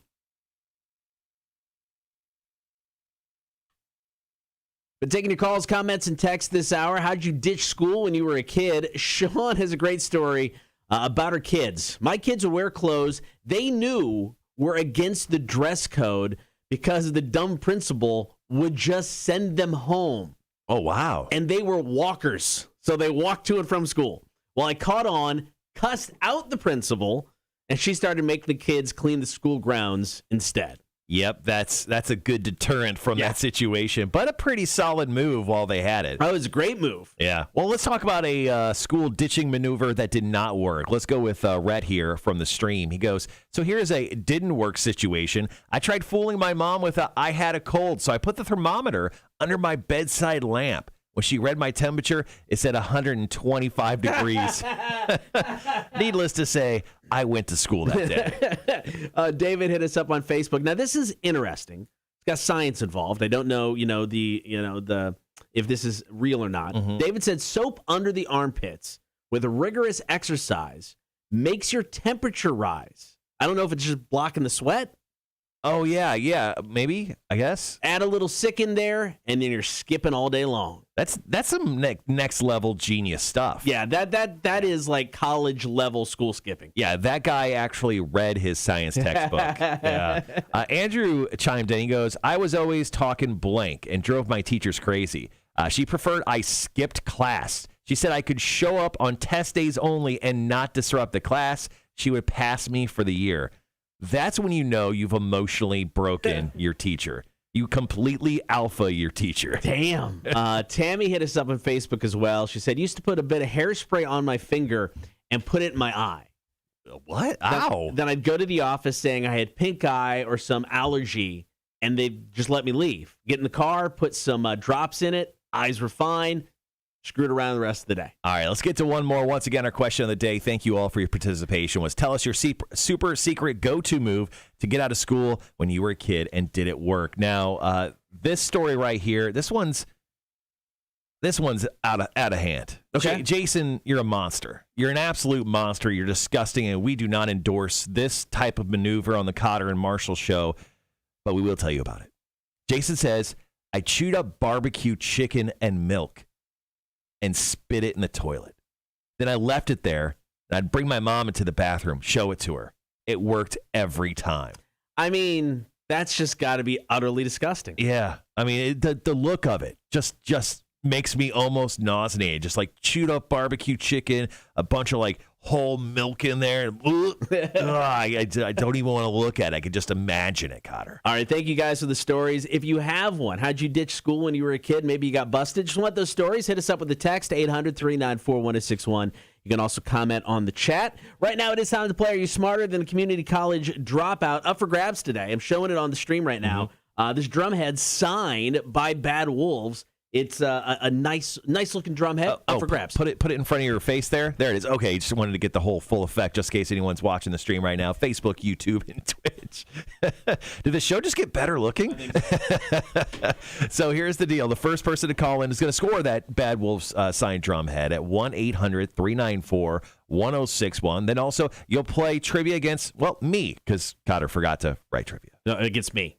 Right. Oh, yeah. Well, yes. Sorry, words are hard. You'll play against Cotter. Are You Smarter Than a Community College Dropout? Is next. Rock 106.1. I'll be doing I'll be administrating the trivia. Rock 106.1. Who's this? Hello, Rock 106.1. Rock 1061, who's this? Lonnie. Lonnie, what's up, man? Hey, how's it going, guys? Good. You're going to be taking me on today because I totally forgot to write a game, so you don't get a choice, man. What the hell, guys? Slacking. All right, Lonnie. So here's the deal, man. 7 questions, 60 seconds. You are taking on Cotter today. So once again, here's the deal. You automatically win that Bad Wolves autographed. Oh, there it is. Autographed drum head. So are you ready? Let's do this. All right, man. The time's going to begin after I ask the first question. First question is multiple choice. Who was the first guest on Late Night with David Letterman? Was it Dan Aykroyd or Bill Murray? I believe it's Bill Murray. That, sir, is correct. Question number 2. What is made by white blood cells to help fight off infection? Oh, T-cells. Incorrect. Question number 3. Which character was seriously injured by the winged monkeys in The Wizard of Oz? The Scarecrow. That is correct. Question number 4. Which U.S. politician won the presidency on their birthday? It's multiple choice. Was it JFK or Warren Harding? Warren Harding? That is correct. Question number 5. What was the first planet to be discovered with a telescope? Mercury? Incorrect. Question number 6. The album American Beauty, American Psycho was released in 2015 by which American rock band? Oh, man. The Monkees. Incorrect. And your final question of the round. What trademark name for inline skates was also its first successful brand name? Rollerblades. That is correct. All right, that's time. You got 4 out of 7 today, Lonnie. Cotter? Lonnie got a 4 out of 7 today, so we're going to go ahead and turn this around on Cotter today and see how he does. All right, Cotter, same rules apply for you. Are you smarter than a community college dropout trivia? Let's dive right into it. First question is multiple choice. Not feeling good. Not feeling good. All right, time will begin after that's the first question. Who was the first guest on Late Night with David Letterman? Was it Dan Aykroyd or Bill Murray? Bill Murray. That is correct. Question number 2. What is made by white blood cells to help fight off infection? Antibodies? That is correct. Question number 3. Which character was seriously injured by the winged monkeys in The Wizard of Oz? Scarecrow. That is correct. Question number 4. Which U.S. politician won the presidency on their birthday? It's multiple choice. Was it JFK or Warren Harding? Warren Harding? That is correct. Question number 5. What was the first planet to be discovered with a telescope? Venus. Incorrect. Question number 6. The album American Beauty, American Psycho was released in 2015 by which American rock band? Five Finger Death Punch? Incorrect. And your final question. What trademark name for inline skates was also its first successful brand name? Rollerblades. That is correct. 5 out of 7 today. Barely getting the win. Eked it out on the end, Lonnie. Eked it out. I should. Sadly enough, I should have known the antibodies one. I can't believe I blanked on that. All right, Lonnie, here's the deal, man. With the Bad Wolves drumhead, we'll go ahead and give you a call after the show and let you know the details for pickup there. Other than that, man, I think Lonnie is going to welcome to Rockville. Is that correct? Yes, sir. All right, man. Have a great time down there, and maybe I'll see you there on Sunday. All right, I'm there all 4 days. You guys have a good week. Thanks, man. You Thanks, too. man. All right, Cotter, let's go ahead and go over the correct answers for Are You Smarter Than a Community College Dropout trivia. What was the first guest, or who was the first guest on Late Night with David Letterman? That is Bill Murray. What is made of white blood cells to help fight off infection? That is antibodies. Question number 3, which character was seriously injured by the winged monkeys in The Wizard of Oz? That would be the Scarecrow. Question 4, the U.S. politician who won the presidency on his birthday? Warren Harding. Question 5, what was the first planet to be discovered with a telescope, which is just hilarious? It's Uranus. I'm sorry. It shouldn't be that funny. That's good. Question number 6, the album American Beauty, American Psycho was released in 2015 by Fall Out Boy. Okay. Yeah, and question number 7, the trademark successful brand, Rollerblades. All right, back at it tomorrow, 7:30. Are you smarter than a community college dropout? Coming up, 8 o'clock, Cool Guys Tournament continues. We'll tell you the winners and the next matchups. Cotter and Marshall, Rock 1061. All right, guys, we'll be right back.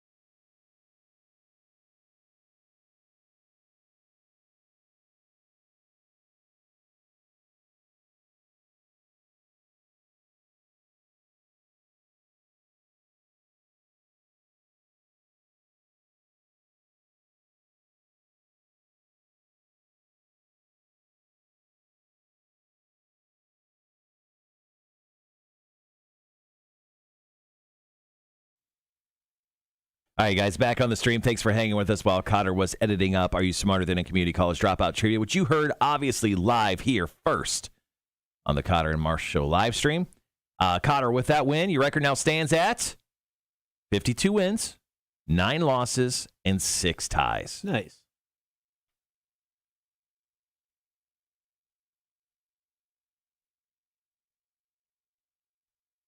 I'm only up by 1 win on you, but I think when this thing ends, you're going to be the all-time win leader.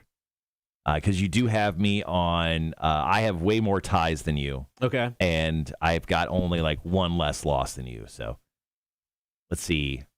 I'm going to do some Greg math here. When it comes to your win-loss record, we value ties and losses the same. So that's 15. So you've played a total of 67 times. Oh, my God. There's so many numbers here.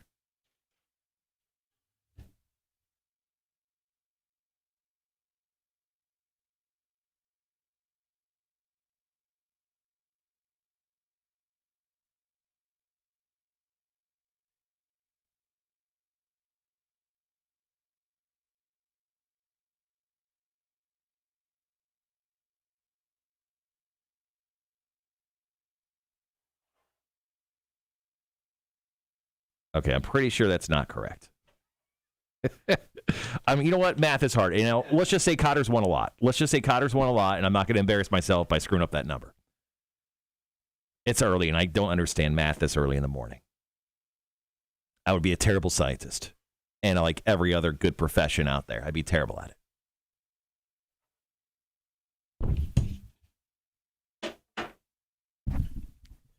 All right. 3 minutes before trivia gets on the air. Oh, okay, we're way ahead of time then. Mm-hmm. Oh, shoot, yeah, we're way ahead of time. It's got an easy 20 minutes to fill here on the live stream.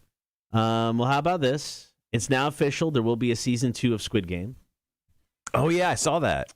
So the creator didn't necessarily plan on doing a second season, though season 1 was really open-ended when it closed.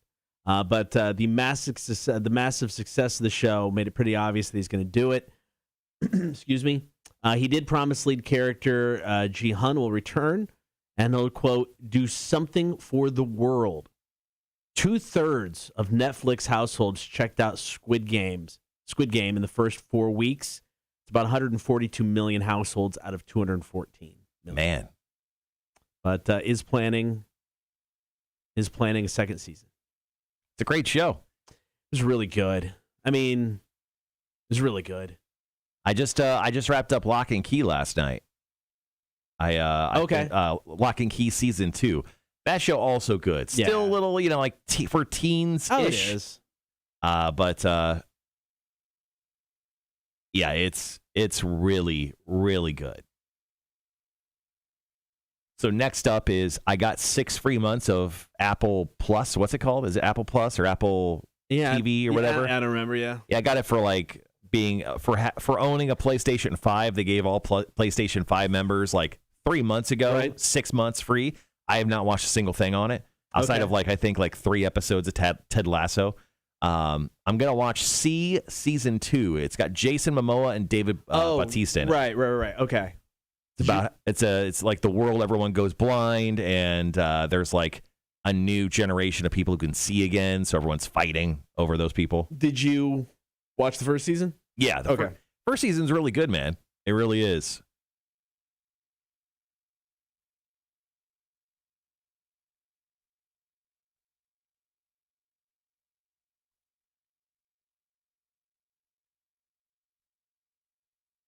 What other shows are you watching at your house? Are you watching anything? Not really. I mean, we got through Lock and Key. We were watching that.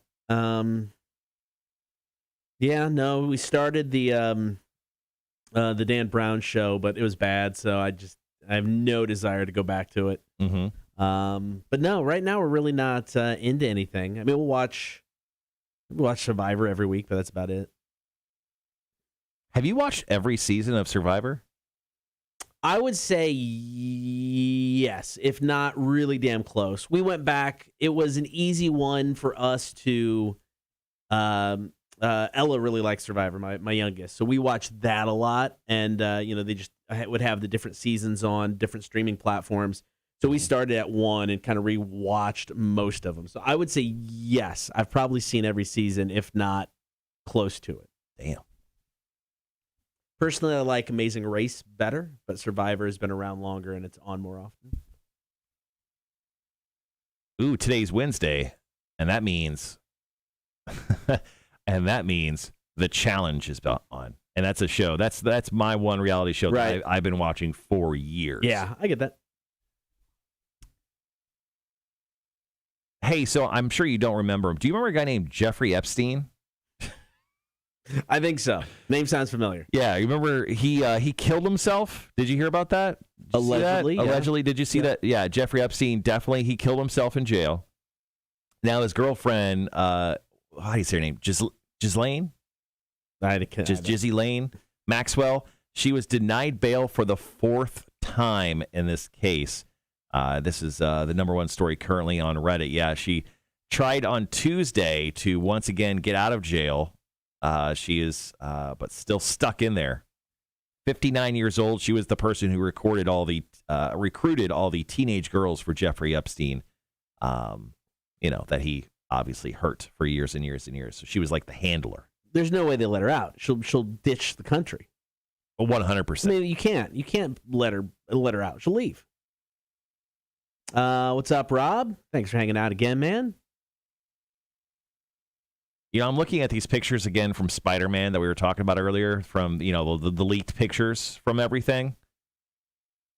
It's so good. These are so real. Yeah, I'm deciding they're real, and I want everyone to know that they're 100% real. People have kind of confirmed that they are real, just for the fact that they'll take pictures from the trailer, and they're kind of zeroing in on them on different spots where blood is on Spider-Man's face and everything. It's real. People are 100% nailing this down. I'm very excited. Ooh, second bot of the day. Rob, I got a question for you. So there's the radio station in New Zealand just called The Rock. Sounds like it's syndicated across multiple frequencies. Do you listen to it at all? I found that station years ago and have shamelessly ripped off things they've done for years. It just seems like it would be a really fun station to listen to. Looks like they used to be able to. I don't know anymore. It would get away with all kinds of stuff, just stupid stunts, stupid pranks. A lot of the guys have been there for a very long time. So just curious, do you listen to that at all? Is it as big of a thing over there as they promote themselves to be? Because they do a damn fine job promoting themselves, and it just looks like a lot of fun. Just curious. Tony says, dude, my Alexa just perked up and started listening for no reason. Jeffrey Epstein apparently is a hot word for her. Oh, that's creepy. Hey, Alexa, play Tiny Tim.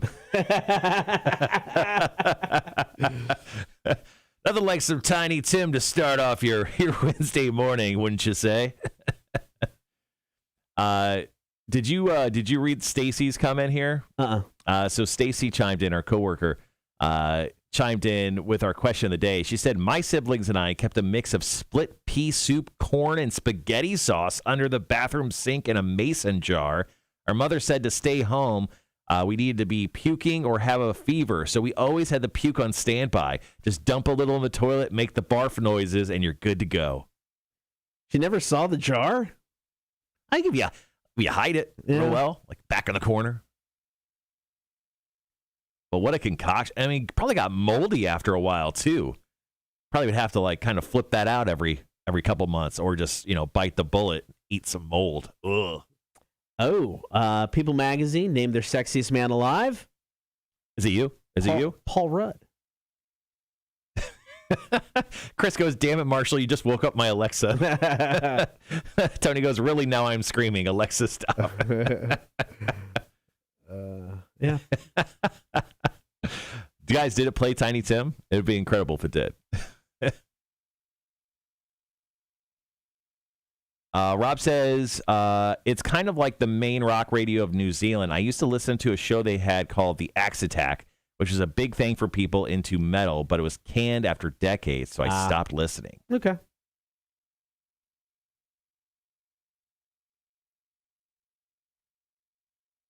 The Rock 1000 countdown totally stole from them. Yep. Mm-hmm. So. Max says, if you see me with very unintentional purple streaks in my hair today, mind your business. They're right. Okay. All right. Tony said yes. Oh, it started playing Tiny Tim. Awesome. Hey, Cotter, what do you want to hear on their Alexa?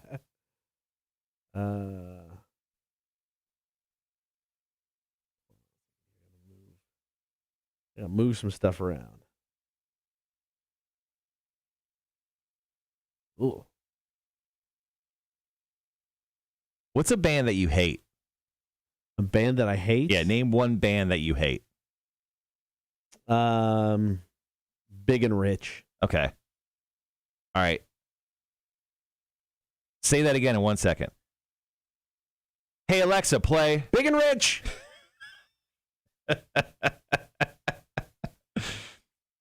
You think that worked? Hey, Lindsay. Rob, but they do some dumb shit that I'll have to admit I watch those. Yeah, no, me too. They do a lot of entertaining stuff, so just curious. Yeah. Chris, yeah, started shuffling Tiny Tim. Max says, don't dye your hair blonde, kids. I think my wife does. I don't know. Get some tips from her.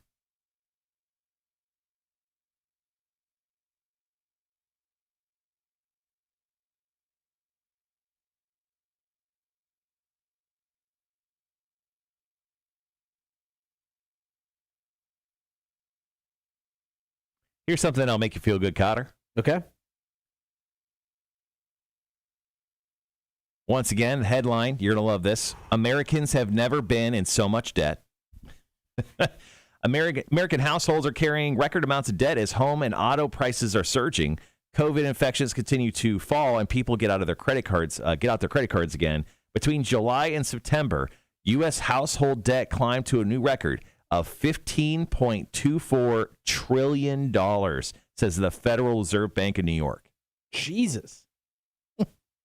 How much, I mean, like, when I think of credit debt, I mean, if you take away my car and if you take away my car and house, right? Yeah. And now obviously those are items that are debt, but I think those are mostly items everyone kind of carries. They're kind of necessities. Yeah. I have between like 2 credit cards, I've got about $5,000 on them. And those are like vacations that I've taken and stuff that I'm slowly paying off. But yeah, I mean, I don't think I carry a lot of debt. Do you carry a lot of debt? We did because of, the issue with the house. But, I mean, we're down to about none outside of the house. And yeah. I mean, so we're legitly, I think we're under $5,000. I mean, we are down to next to nothing. So as everybody else is going up, we're sitting pretty good. Yeah. So.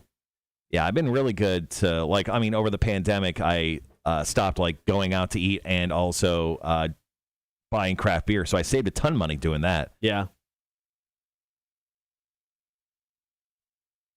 But yeah, I don't think I carry that much debt, but damn it. $15.24 trillion total in the United States? Good Lord. Chris said I had to shut Alexa off when watching wrestling because every time the announcer would say Alexa Bliss, it would wake up. Rob says, who was the top 10 for your top 1,000, Cotter? And were there much local music? I have to give The Rock some ups for playing local stuff. Off the top of my head, I don't know the top 10. I don't even remember who number 1. When's the last time we did it? Labor Day. Oh, was it? Yeah, okay. I don't remember the top 10. I want to say number 1 was like Rage Against the Machine or something. Possibly. Killing in the Name of, maybe.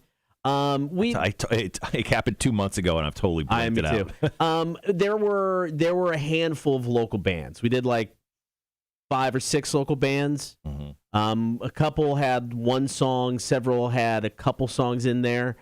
We used to do a local show on the station years ago. The guy who hosted it, unfortunately, is no longer here, and there's just so much. He's alive. He's alive. Yeah, he's alive. Just no longer here at the station. There's so much work that went into it. We just couldn't do it justice. So we did include some of the bands that kind of had an impact in the area and on that show in the countdown. So. Sean says, effing gas stations up here playing Christmas music. Metallica was number 1. It was Master of Puppets, okay. I think. Thank you, Rhett. Yeah, Sean says they're playing Christmas music at gas stations already. Where was I? I was somewhere this weekend. They were playing Christmas music. I wanted to just say it was Kroger or something. That doesn't surprise me. Yeah.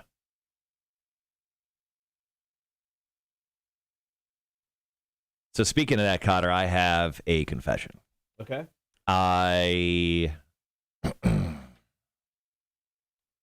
This is difficult.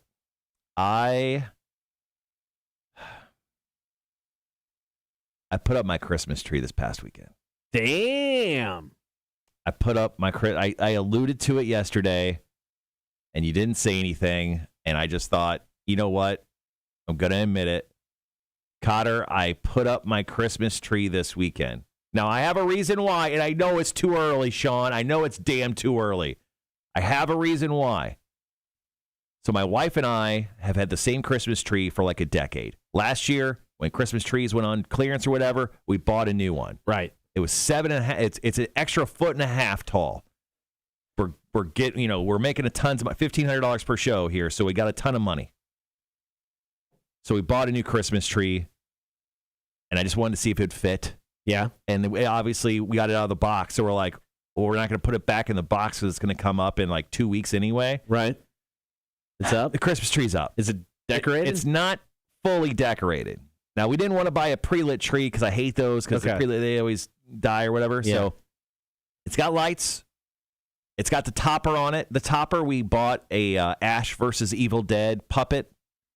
So that's on top of my Christmas tree. It's a little guy with blood on him and has a chainsaw. Right. So he's on top. Lights are on. No decorations. Okay. Yet. So we'll just decorate on the day after Thanksgiving like we always do. Sure. So I just like to feel like I'm ahead of the game, but also I feel ashamed that I have a Christmas tree up in my house. Nah, I mean, I think the fact that you wanted to make sure it fit is a semi-acceptable excuse. Because, I mean, I wouldn't want to put it away either after I got it out. Yeah. Yeah, I feel bad. I feel like I'm going against everything I've ever said. Yes, Sean says it's too early. Rob says, oh, damn. Tony goes, what? Well, that is wrong. Rob goes, just when I thought I knew you. Ray goes, it's not even gobble gobble yet. Shame on you, Marshall. Tony goes, after Thanksgiving is the only appropriate time, so disappointing you right now. I know. Yeah. It's a 1 year thing. It's like a 1 year thing, guys. Like, I'm not addicted to Christmas. I still don't really care for Christmas music. Yeah. I wouldn't say I have the spirit of Christmas within me. No. You know? Sean goes, Jesus, we're used to Cotter letting us down, but now you, Marshall. I know, right? Right now, we're taking this plane right into the ground. You're guys. effed. You're effed. We're finishing this thing. It's over. No more morning show. You sound slow. Just sound slow. Excuses, pathetic. I know, man. I'm not happy with it. I will say we turn the lights on every night. Yeah, it does feel good to have the lights on. You know, if you got it up. If you got the Christmas tree up, right? You can't just not have the lights on, right? It feels weird. They're not on all the time, right? Like after Nicole gets home from work, from like the hours of like 6 to 10, 4 hours a night, we have the Christmas tree on.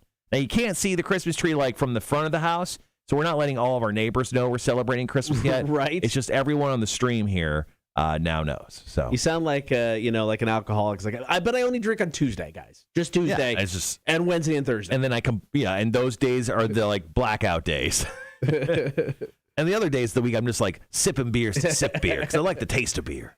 To go back, I think it was Sean and Andrew. Yeah, Underexposed was the show. Mm-hmm. I just talked to Ryan the other day. Yep. He's skinny, dude.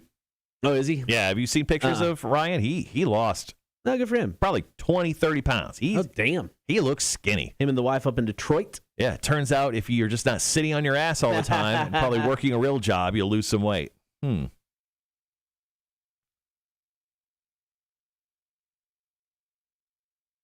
I think Sean's got a better excuse than you. Sean says, but I do have Christmas decorations out in my yard. They aren't on, but had to beat the snow and the ground freezing. That's a solid point. Yeah. I mean, that's a solid point. I'll give it to you. We got about 5 minutes. Lindsay, we haven't even had turkey yet.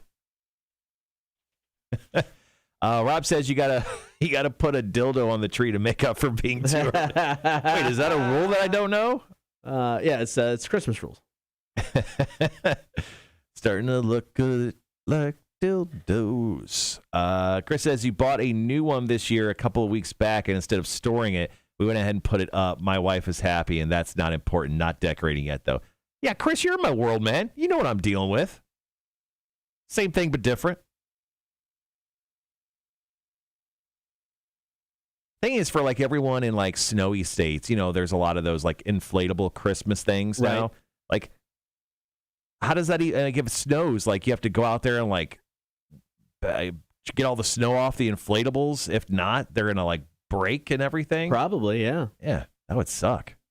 Or I mean, because when they're not inflated and they just get snow dumped on before you can fire them up. Yeah. Yeah, and if you have like the timer on and you forget about it, that thing's gonna be like just grinding away. Oh, Sean says they're calling for snow Friday and Saturday. F Minnesota. Mac, I have an announcement. Okay, Mac. What are you fucking leaving to? What's up? What's next? Yeah, I just hired her in Austin, so she's going. Just kidding. What's your announcement, Mac? Hit us up. Is decorating the dildos sponsoring supporting dick broadcasting? I guess so. I think so. Yeah, Trey says, happy wife, happy life. There you go. We're waiting feverishly for this Mac announcement. To be continued. See you all night. What? That's called a tease, ladies and gentlemen. Oh, what the hell? Called a tease. Vicious. What do you think it's going to be? Let's go ahead and speculate on Mac's big announcement. She's got a date. No, never mind. Scratch that. Oh, that was almost plausible. I almost believe that. Well, then reality sunk in. For who? The guy she asked? I will say, okay, no. If I had to pick three, no particular order, I think date's one because it would be an announcement for Mac. That would be a big deal. Would be an announcement. She's getting a cat. That's what I was about to say because she's been a little cat crazy over there the last few days. What would be the third one? She's found a place to live, right? Yeah, I think she has a new apartment. Yeah. I don't know. It's a good question. I don't know the third one. Date or a cat are my top two. Yeah, those are pretty. That's as big as life events as Mac's gonna have right now. I'm gonna go number 3 because I have some insider information. I think Mac was talking about buying a new television. Oh, I think Mac got a new TV. Yeah, which is essentially her boyfriend anyway. So let's go ahead and go with TV as 3. All right, so here we go. Date, cat, or TV. That's her announcement. Now, I actually put the word big in front of it. She just said, I have an announcement. That's true. So, all right, we'll find out what that announcement is when Mac gets in. Tony, have a great rest of your day. See you, Tony. Andrew says she fell in love with a girl and she's moving to Germany. That would be a shocker. That'd be an announcement. Yeah. 90 seconds. Rob says, who is the band that made it big from Over Your Ways? Like the Savannah area? Johnny Mercer. Yeah, no. Black Tusk? Black Tusk. No, it's the other one. Why can't I think of it? Not Black Tusk. Baroness. Yes. Baroness. It. Yeah. Yeah, Baroness would be the big one out of Savannah. 1 minute to go. Oh, man, I got to move that camera for Hefe. That camera. I thought Hefe was sort of dead this morning. What? He's got like he looks a little white on his belly. I haven't looked up what that is yet. Are there fish vets? Can you take a fish to a vet? No, I mean, I could just throw it in the bush and go by now. Jesus Christ. He'll be fine. Black Tusk. I would say Baroness is bigger than Black Tusk, but yeah, both of them from this area. I think Baroness is down to just the lead singer from the original band at this point in time. They had that accident. Yeah, they had that rough go, man. Yeah. All right, guys, we'll be right back.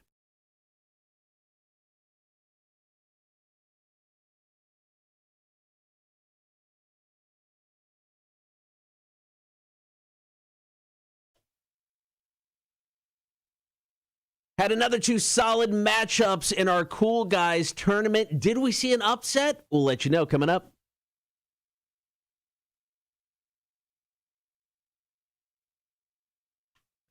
Thanks for hanging out this morning, Cotter and Marshall Show. Hop on that stream if you get a chance. Facebook, YouTube, and Twitch. Give us a like, follow, and subscribe while you're there. So the Cool Guys tournament is, we put together 32 cool people, and you guys have to determine who is the coolest. It is an NCAA-style tournament. Each day, we have 2 matchups up on the Facebook page for your vote. So let's go to the matchups from yesterday first. We'll announce the winners. Now, I really thought we were going to get an upset in this first matchup. You had the number 6 seed, Dwayne "The Rock" Johnson, taking on the number 11 seed, Will Ferrell. I really thought Ferrell was going to get it done. Oh, he didn't? He did not. What was the percentage? It was close. 57%. One of our closest matchups to date.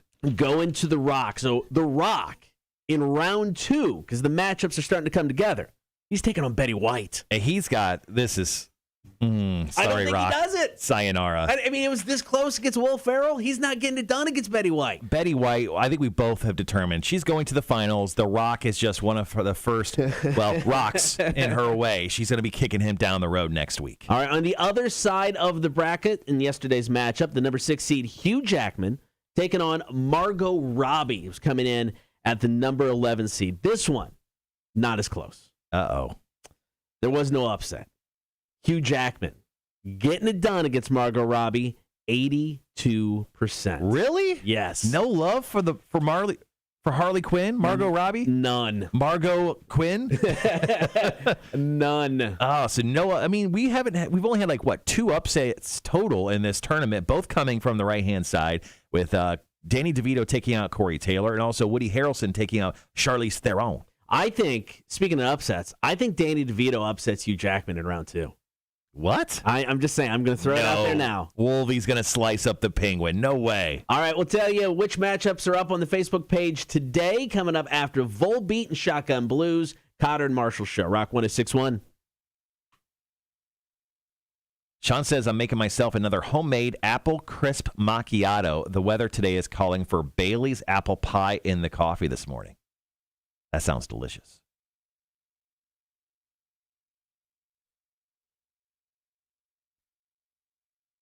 All right, guys, we'll do Cool Guys, and we'll jump into, after that, Hefe, picking some new music for us between Atreyu and Måneskin. Italian band. Måneskin. They're one of these bands. I love them. I'm in on this band 100%. I haven't heard them yet. I've heard a handful of their songs. I love this band. Little alty, ish, but I am 100% in. Who would you describe them close to? I don't know if you could. I mean, trying to think. I mean, the lead singer's got a big voice. I mean, in a weird way, the singer, not in the falsetto, but just, the guy from... Not like the Darkness falsetto. The Darkness. Now, I was going to say not the falsetto, but the guy from the Darkness just has... he's got a big voice. It's just this monster voice. It's a little poppy. It's rock. It's, glammy. I'm the Darkness, minus the falsetto. Be funny if it was just like Justin's brother. Like Justin Hawkins' brother. It might be. Is this Darkness Jr. with an even dumber name? All right, I'm going to switch over to Hefe Cam to see where we're at. Okay. But yeah, Måneskin.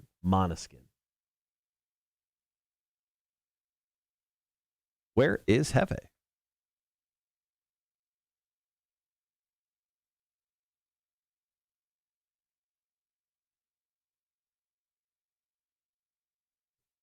He's behind the tiki.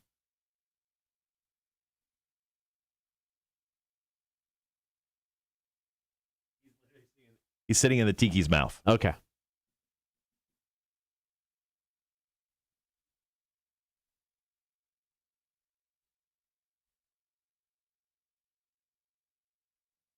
Is he not doing good, man?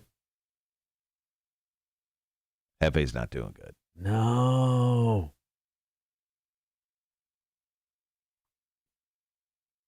Ugh. He's heartbroken over the show ending.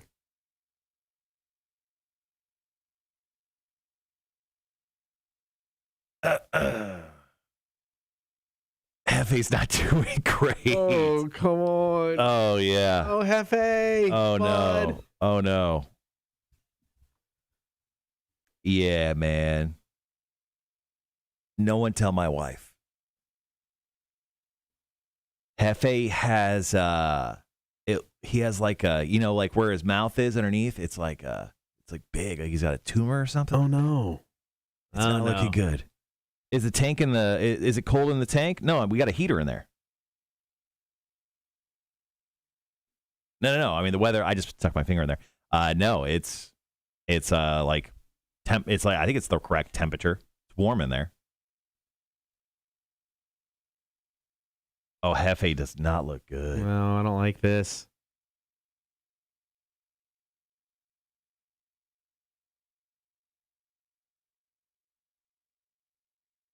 All right, guys, we'll be right back.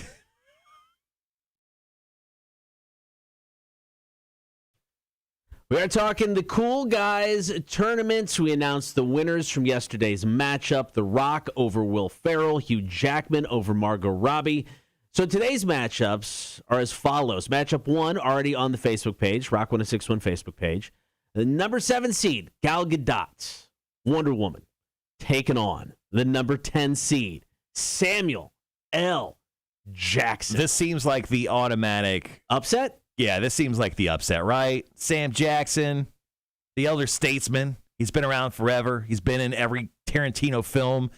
He's going to win over Gal Gadot here. I agree 100%. And he's in a tough bracket, or I would say I think he makes maybe at least the Final Four. If he wins round 2, he's up against Dave Grohl. If he wins that round 3, most likely up against Betty White. This dude does not have an easy run to the finals. No, he doesn't. He doesn't at all. Now, on the other side, this is probably one of the most interesting matchups of the entire tournament. Yeah, it is. Because they're polar opposites. One, you have Jennifer Lawrence. She starred in The Fappening. If you remember that. Never mind the movie she won Oscars for. She didn't want to star in that, but she did star in that. Taking on the legendary Christopher Walken. I'm going to say we have back-to-back upsets in these matchups. Both of these are upsets today? I think the cowbell skid alone gets Walken to the win over Jennifer Lawrence. I really do. I mean, that is cemented his status as a legend. Mm-hmm. I think we have 2 upsets in today's matchups. Yeah, so go ahead and hit up the Rock 1061 Facebook page. 2 giant matchups in our Cool Guy tournament. Gal Gadot taking on Samuel L. Jackson versus Jennifer Lawrence and Christopher Walken. If you want to see the complete and updated bracket, you can do so on the website Cool Guy Tournament at rock1061.com.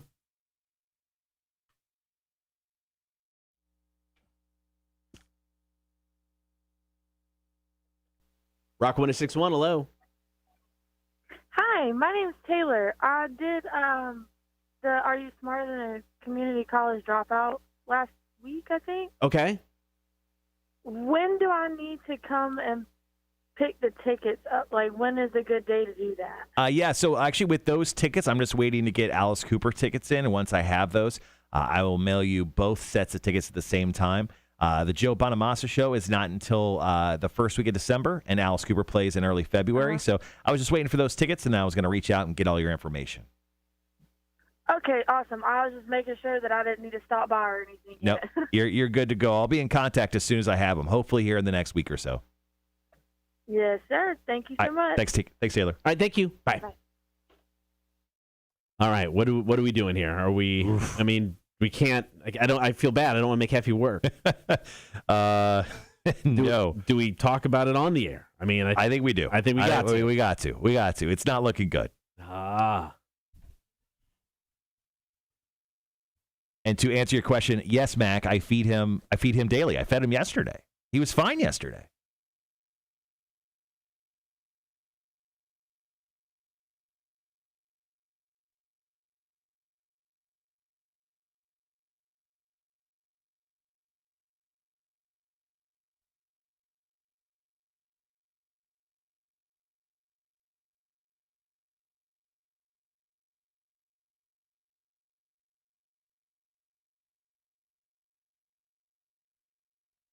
you notice lumps or bumps on your betta fish's skin, that's most likely a tumor. Tumors can be tiny and barely noticeable, or they can be huge. Tumors covering large areas of the fishes probably cause buoyancy and affect the fish's ability to swim.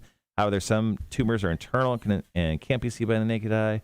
Rapid decline in fish's health. Unfortunately, there's nothing you can do to save your. Unfortunately, there is usually nothing you could do to save your pet. No, I don't like this. He's got like He's got like underneath his head. He's just got like this big like tit. You see it? No, I can't see him. Yeah, Is he back in the? He's kind of like half in the tank here, and he's just kind of hanging out right there.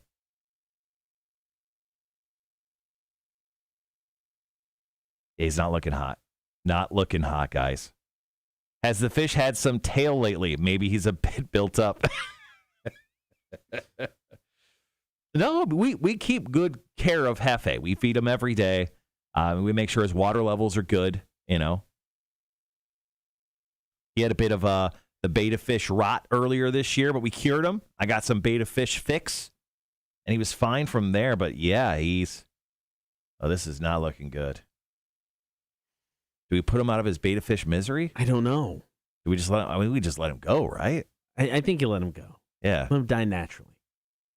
It's not looking good. No, I know. This sucks.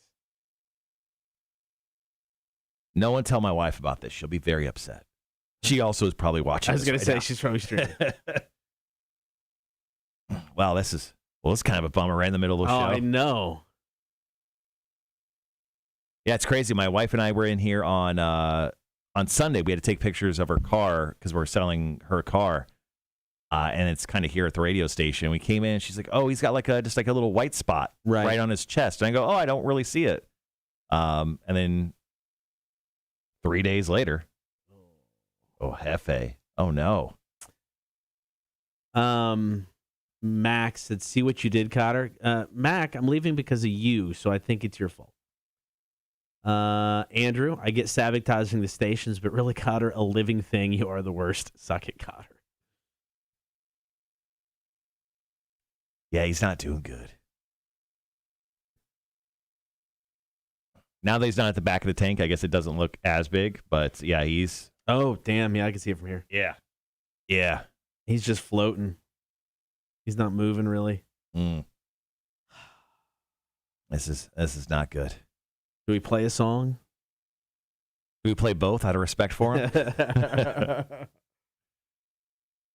There is some good news. Chances are what you're seeing is not a tumor. Cancerous tumors in betta fish are quite rare. If you see a lump or bump on your betta fish, it's more likely to be an ulcer or an abscess, both of which can look like tumors at first glance.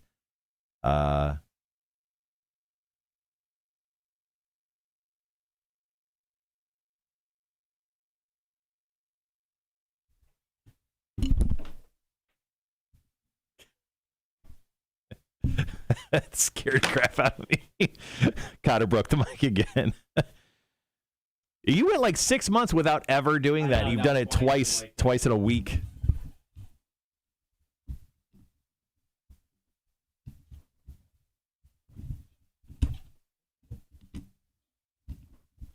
It says if we have any chance of saving Hefe's life, we need to take him out and put him in a quarantine tank. Oh, that's what America did.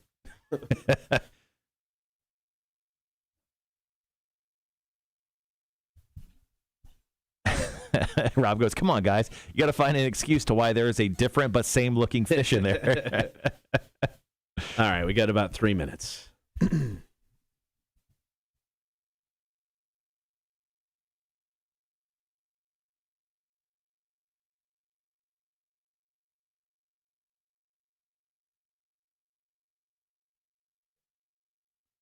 Oh, poor Hefe.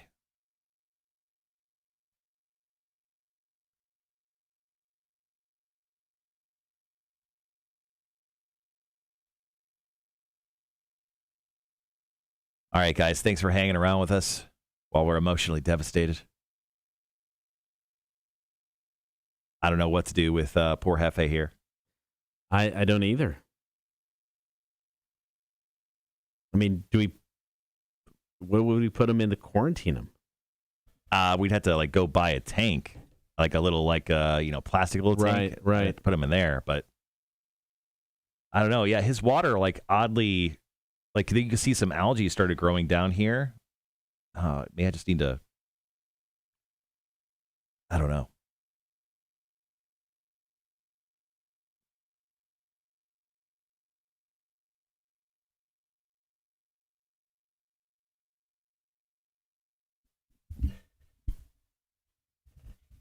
Well, in happier news, the Georgia Bulldogs are still number 1 in the college football playoff poll. That's good. People are very upset about the other teams that have made the poll, because I think it's still like Georgia, Alabama, and now it's who was it? Georgia, Alabama, Oregon, and then Ohio State. Georgia is still undefeated. Right. Cincinnati comes in number 5, undefeated. Number 6 is Michigan, 8-1. Number 7 is Michigan State, 8-1. Speaking of football, we'll have the big guy on tomorrow talking NFL football. How much time do we have? We have got 55 seconds. Gotcha.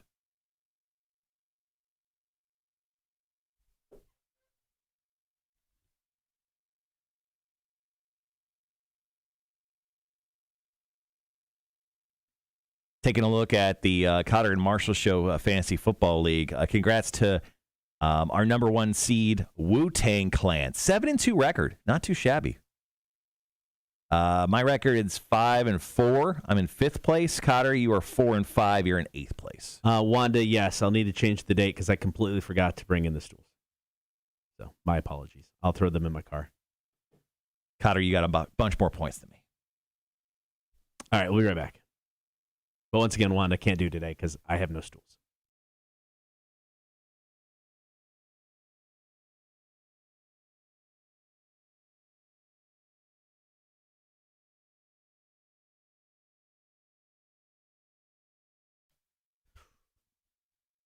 All right, guys, not going to lie. Today's show has taken a very depressing turn.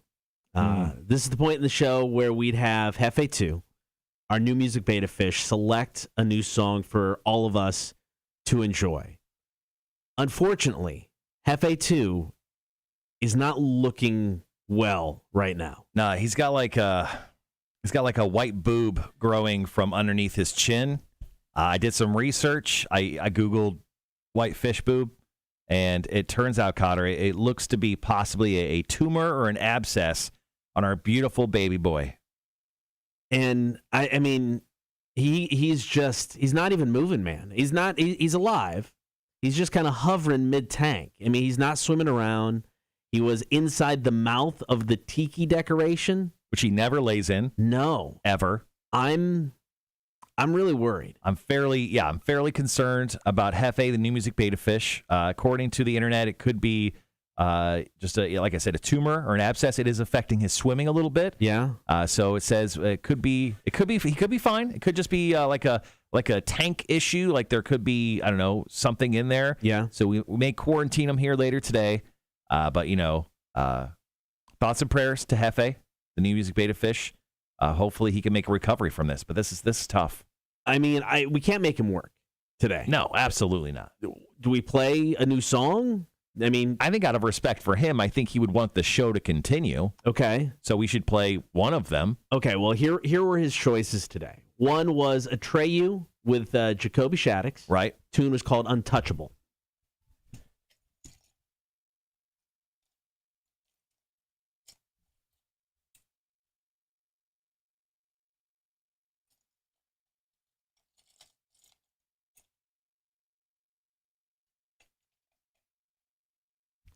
The other selection was Måneskin. They're a band out of Italy. Måneskin is actually Danish for moonlight. They first appeared on the Italian version of the X Factor TV show in 2017, and they entered the 2021 Eurovision contest, which is a massive songwriting performing contest in Europe. This is the new song, I Want to Be Your Slave.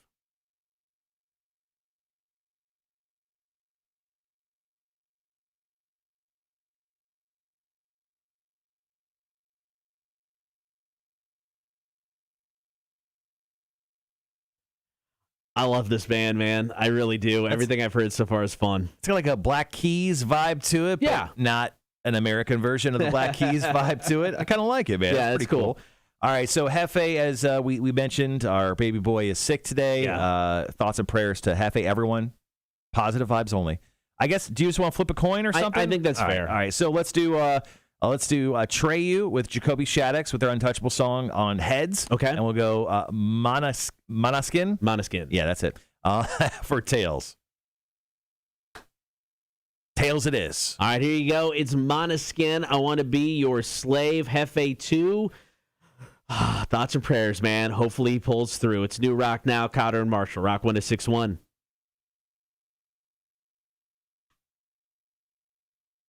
Man, Hefe. How long have we had this fish? I mean, he was part of the afternoon show. It's over a year. It was pre-pandemic, right? Yeah, I mean, we've had him for a good run. Yeah. Hefe 1 did not last long, guys. Hefe 1 lasted a month. We weren't attached to that fish. But no, I mean, No offense to him. it was pre-pandemic. It had to have been. Yeah, so we've probably had him almost for 2 years, right? Yeah. Damn it, Hefe. Yeah, I don't like this, guys. Don't like this at all. Mm-hmm. It's looking bad. Rob, I got a question. So I did an interview tonight from a band. It was hilarious. But prior, I had a concerned friend telling me stuff I cannot say. Have you guys had a woke moment change an interview?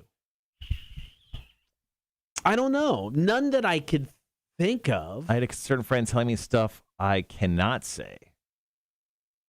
I mean, we're usually doing the interview. Very rarely are we, the interviewees. Yeah. So I haven't had that moment. Did you say anything yesterday during your talk with that guy? Nah. Nah. Nothing scandalous? No. So no, I have not. I'm trying to think. Have we asked a question where an artist went, I'm not answering that, F you? I don't think so. I don't think so. I mean, most of these guys are like, especially if they're like signed to a major label, they make them go through press and media training. So they're pretty good. Like some of the best ones that I've come across that are so great at filling time but saying nothing would be like the dude from Adelita's Way. Rick DeJesus? Yeah, Rick DeJesus and Brent from Shinedown. Those two guys are so great at talking and saying nothing at the same time. They're so great at filling time. I think Brent believes it, though, where Rick DeJesus doesn't. Does that make sense? Brent believes sincere. Every word he says. Hey, man. Hefe's not doing well. Our fish does not look well. He's got a big tit. He's got a big tit underneath his chin. Yeah.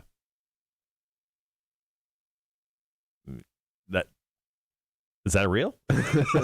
A change of season? Yeah. He's got a tank eater. It's not looking good. Yeah. I don't like this. Yeah. We'll have to go buy another $5 fish. Rhett goes, Hefe 3.0 and Marshall show coming soon. I mean, this is going to sound, are you going to buy a third Hefe? Because, I mean, the bit was going to be over. Yeah, I mean, I was. Are you going to have Hefe 3 for 2 shows? I was going to have Hefe, come retire at my house. Maybe he's so heartbroken that you're leaving that he refuses. Maybe. It's over. Because, I mean, he would only work technically 2 more Wednesdays and it was over anyway. Yeah. This is not good. I don't like this, guys. Mm-hmm. I mean, it's hilarious that we own a fish in the first place. Yeah. But poor guy.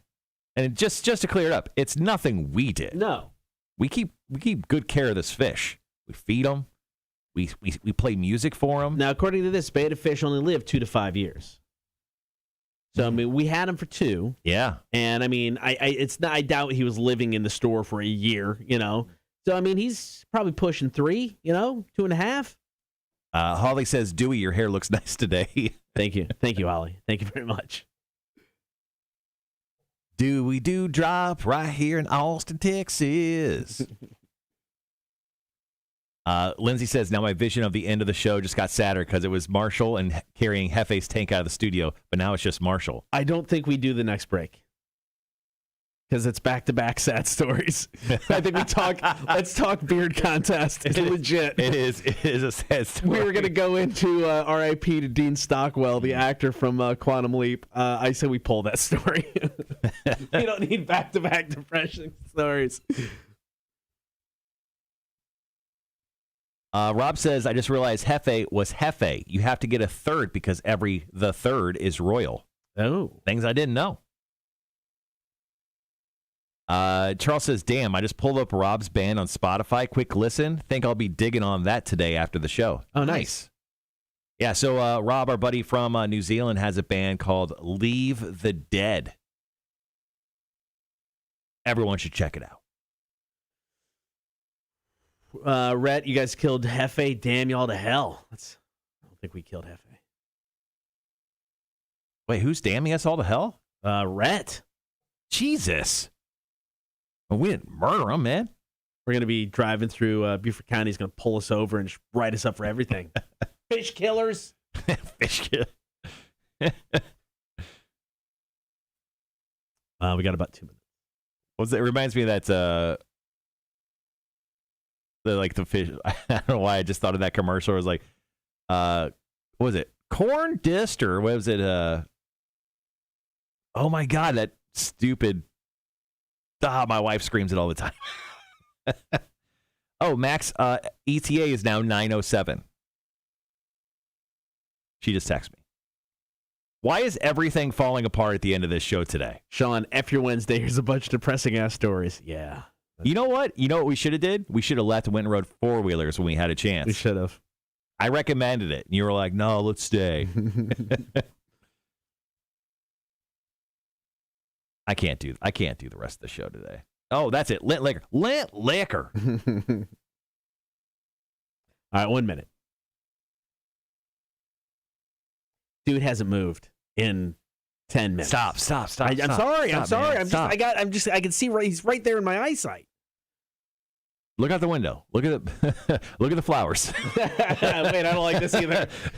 Look at the flowers, Cotter.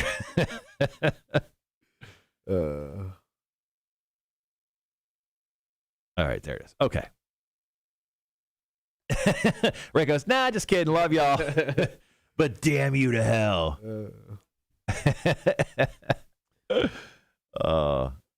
Rob says, thanks for checking out his music, Charles. Full length is coming out in December. Nice. All right, guys, 15 seconds. Be right back.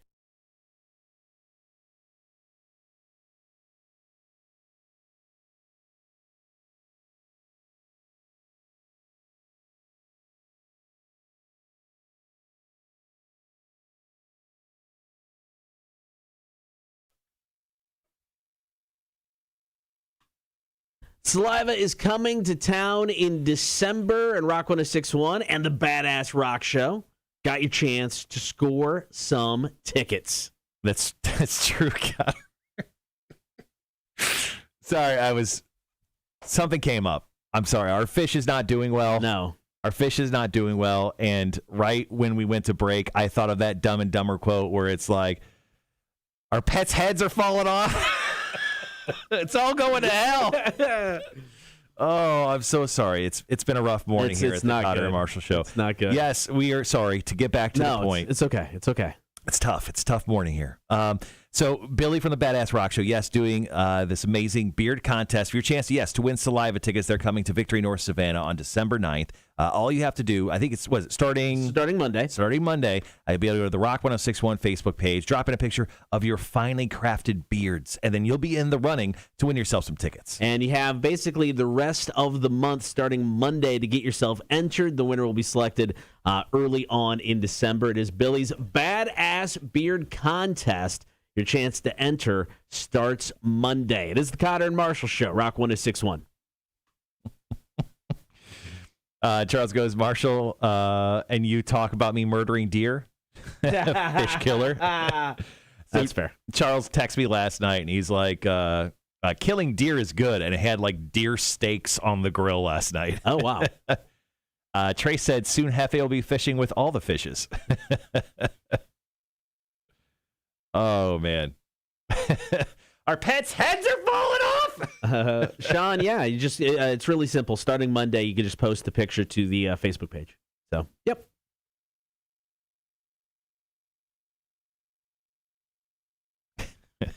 All right, I'll be right back. Mm-hmm.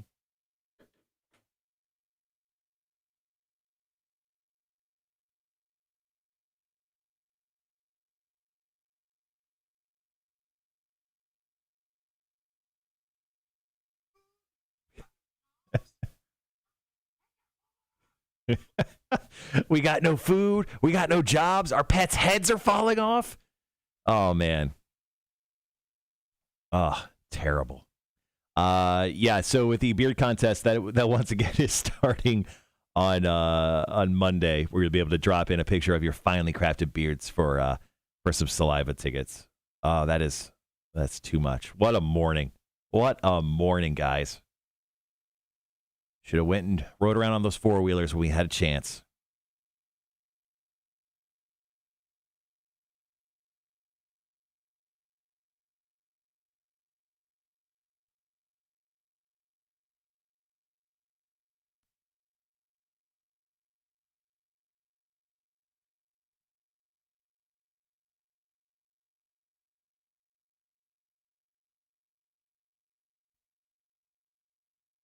Mac now says she's coming in at 9:09. Okay, great. Things are going so well this morning.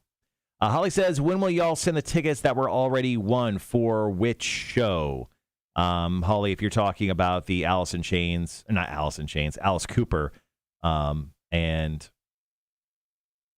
Alice Cooper and Joe Bonamassa shows, I'm going to send those both at once because we gave them away together. So just waiting on the Alice Cooper tickets to come in. But if for some reason I don't get them in soon, I'll be sending those off probably next week.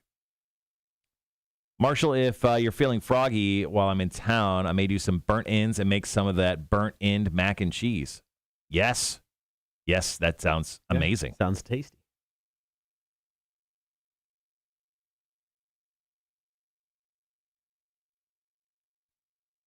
All right, guys, once again, thanks for hanging out with us. Mac is now going to be in at 9:09. So do you just want to flip the hour like we did that one time? Yeah, we can. And do music news, and then we'll fit in Mac closer to the end? Yeah. You guys watch UFC? Got a favorite UFC fighter? Yeah, I actually watched UFC 268 this past weekend.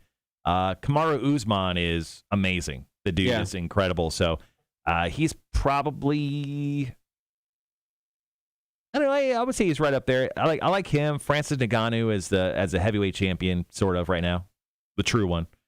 And those are probably my two favorite fighters to watch at the moment. But yeah, growing up, I mean, it was all about Georges St. Pierre and Conor McGregor. I mean, that's really, really got. I mean, I love those guys. Growing up watching the UFC, especially Georges St. Pierre. I mean, I had to watch every one of his fights. I really can't say I have a favorite fighter, but I definitely enjoy watching UFC.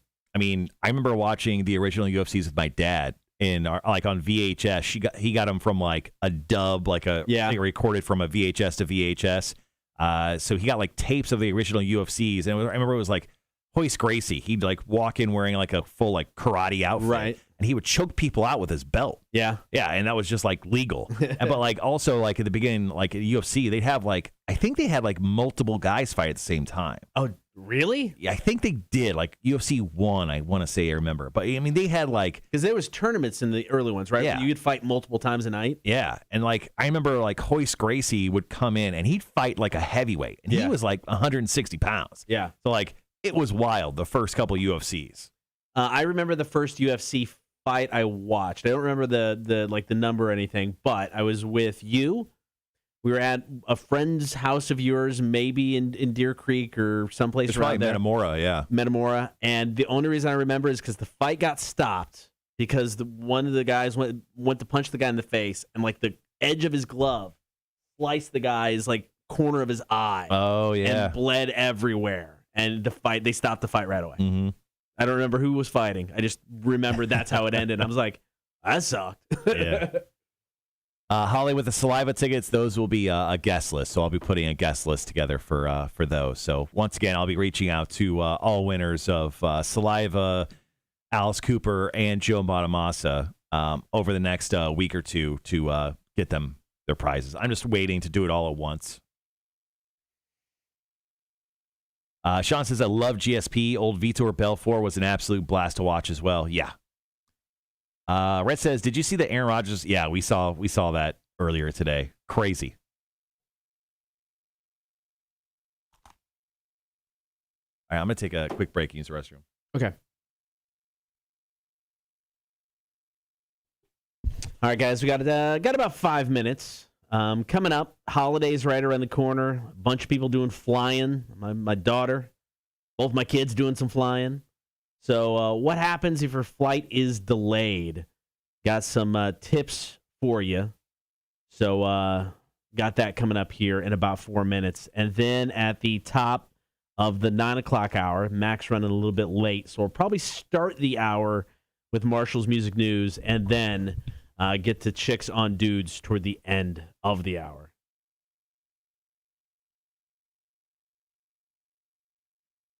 Oh, we forgot it. It's Wednesday. It's Top 5 Day, guys. If you have your top fives, want to put those in the chat, feel free to do so. Once again, it is Wednesday, so Top 5 Day. I got mine. I'll just go ahead and read them to you. Number 1, meeting with Aaron about stuff for rock for next year, even though I won't be here. Number 2, getting Marshall set up with a show prep login. It's all through my email. I got to do a best of for Monday since Marshall is out.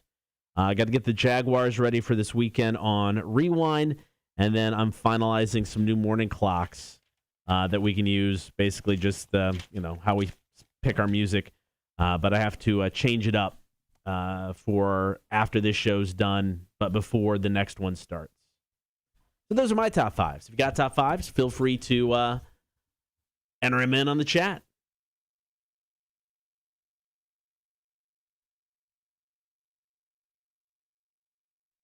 Thanks for hanging out, as always. 2 more days this week. Jeremy from the eventual Underdog Brewing Company will be coming in for beer for breakfast. Tomorrow, I'm getting quizzed in the face. Marshall told me what it was. I don't remember. It had something to do with show stats, which I think will be questionable because we know our history when it comes to math. It is not good. Was the I-Cup fight in 2004? It could have been. I don't remember the year. It was when we were both living in Illinois. I think it was pretty sure it was before I left for Lincoln. So 2004 could have been it, if not close to it. Top 5, more like a list of about 45 items to get done before leaving for Daytona. Yeah, I get that.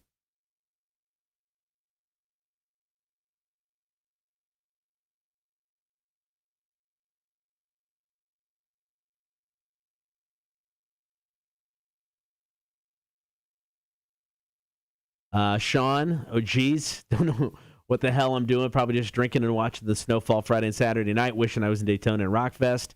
Rob, interview for the band, awesome. Got beer, got JD's, get Jim Beam as well. Sue me, happy ass.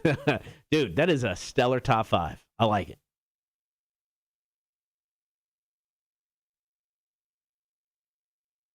Yo, did I completely blank out on the sexiest man in the world? When I brought it up? Yeah. Oh, yeah. I brought it up, said it, and you were just like... Oh. I'm so sorry. I don't know why you're fine. I completely blanked out. I just assumed assumed you did not want to talk about it. No. I'm very mad. You're really mad that you didn't win this year. So I was like, all right, we'll move on. It's a sensitive subject, Marshall. Well, I went and to the restroom right now, and I just looked at Twitter real quick, and I saw the sexiest man, and I'm like, did Cotter even say who it was? I did. I'm so sorry. I'm living in my own world over here. Jesus Christ.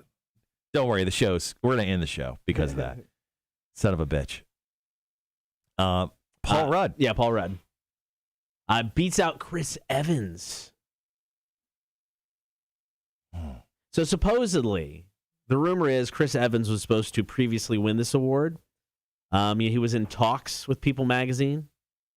I don't know how the process works. You have to pay to become the sexiest man I doubt alive? he's paying, but It was the year that he accidentally sent the little cat pic. Oh, the dick pic? Yeah, so they kind of went, yeah, we're going to put the kibosh on this. And then there was talk that he was going to win it this year. But going with the sexiness that is the never-aging Paul Rudd. This is incredible. So Chris Got Evans, about 20 seconds. Chris Evans has congratulated him. I'll tell you what he said. I don't think it's sincere. I think it was not sincere at all. All right, guys, be right back.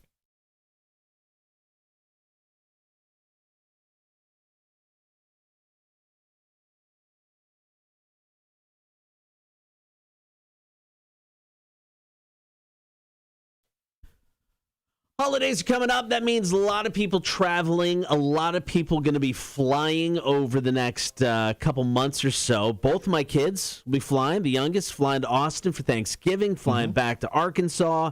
3 out of the 4 of us probably flying around the Christmas time. So lots of time spent in airports and in the air. And recently, there's been lots of delays when it comes to flights. Is it American that is basically been canceling, like thousands of flights at a time? I think it's been like a lot of the major airlines, and it's for like a multitude of reasons. I got stuck I thought I was going to get stuck in Arkansas when I went for family weekend. That sounds like hell. I know. Our flight was majorly delayed, and I didn't think I was going to make the connection, and everybody standing in the line freaking out. So it can be a process if your flight is delayed, but what do you actually do? So here are a few steps that you can follow. And this is the one that I do constantly, even if my flight's not going to be delayed. I just keep checking the app for the airline. They're usually pretty good. Delta is where I usually fly. Right. And Delta's usually really good about keeping the app updated. Yeah, Delta's really good. And if you turn on your text notifications, they're great if it gets delayed at all. So, I think that's definitely a good thing. I mean, just being prudence on making sure that everything is on time, because the last thing you want to do is get delayed and then you don't recognize it. You rush to the airport for no reason. You don't want that. Next thing they say is be ready to act. Now, I missed out when I was stuck in Arkansas because I was, the app had you can take this flight or this flight. It gave you other options. And I went to one and I was like, oh, okay, if I leave here about, an hour later, I can get there. And I think that's when I was getting there like at, 1 a.m, stupid time. And I'm like, oh, should I do it? Should I do it? I'm like, oh, I'm going to do it. By the time I hit it, somebody already took the flight. Yep. So, I mean, if you got to commit, you got to commit early. Yeah. Now, also, they say these are tips to help you when it comes to traveling over the holiday season on the airlines. Talk to a gate agent. If something has happened or you want to see if there's an upgrade available or make you want to switch your seat or any of that, talk to a gate agent. Don't do it through the app. Don't do it through the web-based servers or whatever on your phone. Just talk to the gate agent. They will help you out faster and better than any app will. And I don't have a horror story about gate agents. Everyone that I've had to talk to, I've had delayed flights in the past or things come up. They've always been super cool. My experience is they're usually pretty helpful. Yeah, and usually gate agents, their favorite thing to do is to watch you get on a plane and go away from them. So trust me, their favorite thing is to help you. Next step is ask for a refund. By federal law, if a flight is significantly delayed, the carrier has to offer you a refund. You can take that money, rebook another flight, or even another airline. Now, what's significantly delayed? I know. I need more. I need some more definition on that. I mean, I would say anything past an hour. I mean, that's significant. It's probably like ridiculous though. It's probably like 8 hours delayed. You get a refund. And don't be afraid to ask for it. I mean, I didn't know they had to. I mean, it makes sense that they would, but I didn't know they had to. Yeah, I didn't know that either, but it's good to know. And this last tip, once again, for flying, know when to pull the plug. If you're 8th on a standby list on a full flight, you're not getting on. If it's late in the evening, it's time to head home and find a hotel. Chances are you can get a guaranteed seat on an early flight the next morning. So as you're out flying this holiday season, be safe, have fun. Like it's too early to say happy holidays, right? Yeah. Screw it. Happy holidays. Oh, no. Take it back. You got your Christmas tree up, crying out loud. Look, we talked about it on the stream, not on the air. All right? Don't call me out like that, bro. Mac is running a little bit late, so we're going to kick off the 9 o'clock hour with Marshall's Music News. We'll get the Chicks on Dudes toward the end of the hour. It's Cotter and Marshall, Rock 106.1. I also checked in on the Cool Guy contest, Guy tournament. Sam Jackson is murdering. Yeah. Gal Gadot. Gal Gadot? Gadot or Gadot? I think it's Gadot. I've heard both ways. Yeah. I heard too. Yeah, it's like currently it's like 10-2. Okay. She's getting slaughtered. Frozone is beating Wonder Woman. All right, give me 1 second. I'll be right back. Make a song like that. Give me one step on this. Yeah. All right, guys. Once again, thanks for hanging out. Mac will be joining us here in about, according to her GPS, 19 minutes for Chicks on Dudes. But we'll shift things around. We'll do Marshall's Music News. We'll get into that first. I got stories on the Dropkick Murphys, Greta Van Fleet, and then kind of a combo story for Led Zeppelin and Aerosmith. So we'll get into that here in just a moment.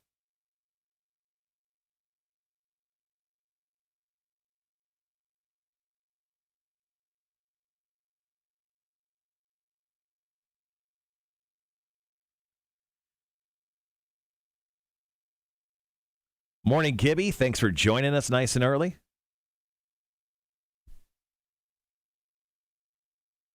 Charles, you are the sexiest man on checking out the band. Nice.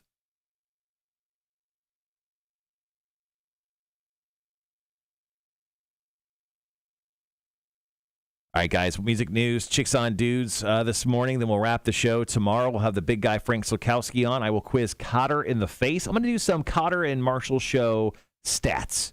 And he just has to tell me whether it's a true stat or a false stat. So be a little fun thing we'll do tomorrow on the show as well.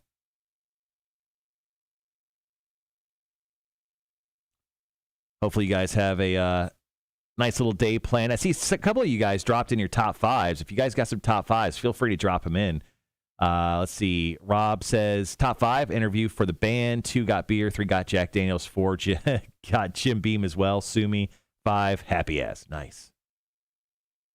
Rob says, can I just say you need to get a board or something in the background to act as Cotter's countdown? You guys have lightning in a bottle.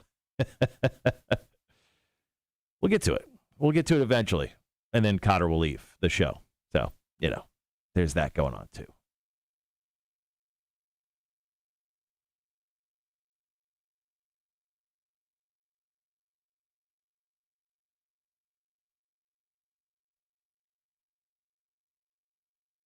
Wow. So, yes, Paul Rudd is this year's sexiest man alive. Who would have thought? Who would have thought? What story are you going with? I was going to go with Dropkick Murphys. All right.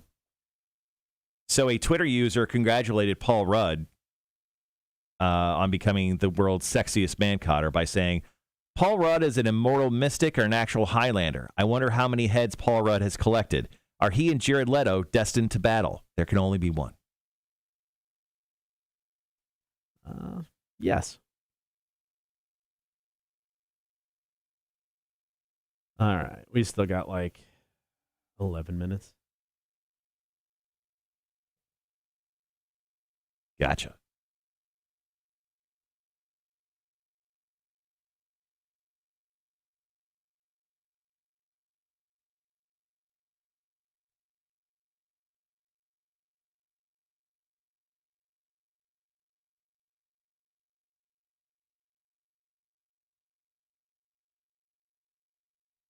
So I'm checking out Rob's band right now. Yeah.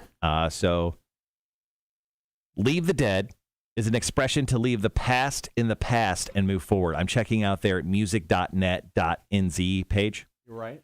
Leave the Dead is a band who let the music speak for itself. Big riffs, solos, and aggressive vocals, all held together by a driving rhythm section. There is no set structure in the songs, no rules, just metal made for the metal masses and killer live shows. A good description. I like that. So Rob plays guitar in the band. Then there's James, who also plays guitar. There's Colin, or he likes to be called Call. He plays the drums.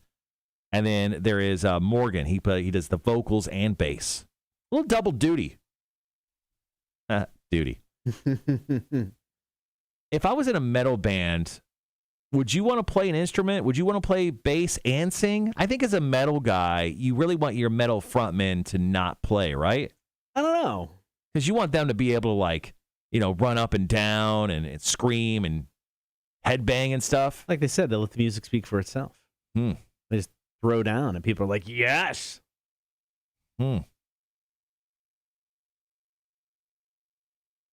I couldn't do both just because I don't have the coordination. No. I mean, it'd be ugly. To try to headbang at the same time as playing bass and singing, that's very difficult. I think Rob's doing his band a disservice. The one thing that still impresses me is when you see a drummer who also sings. I mean, sings, not backup sings. I'm talking sings. One of the bands I saw at ACL, the drummer sang like 3 or 4 of the songs of the group, and it's just like, how do you do that? Oh, you're a wizard. You're baby Dave Grohl over here. Yeah, all members of the band look like they definitely belong in that band. It's a good-looking band.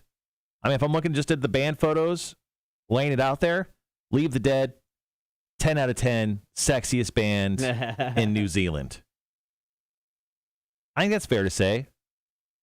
I agree. I would say there's Flight of the Conchords, and then there's Leave the Dead. Those are my 2 favorite bands from New Zealand. Rob says, bass players are so fickle, so Morgs said he would learn. Then he just transcended. Yeah, Rob, how do you feel about me saying that it's you and Flight of the Conchords when it comes to the best bands in New Zealand? Would you say that's a good thing? Did I group you in with a novelty comedy act? And you hate me now? I mean, I get it.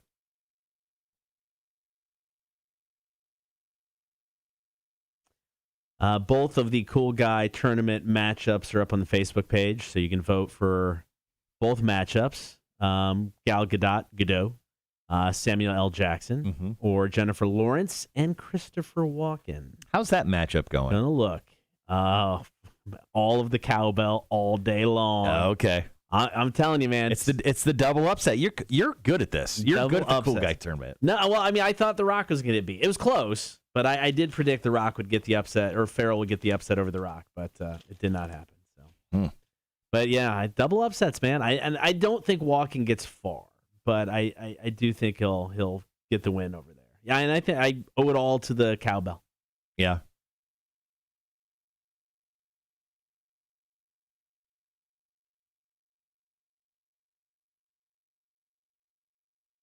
And we still got like 7 minutes.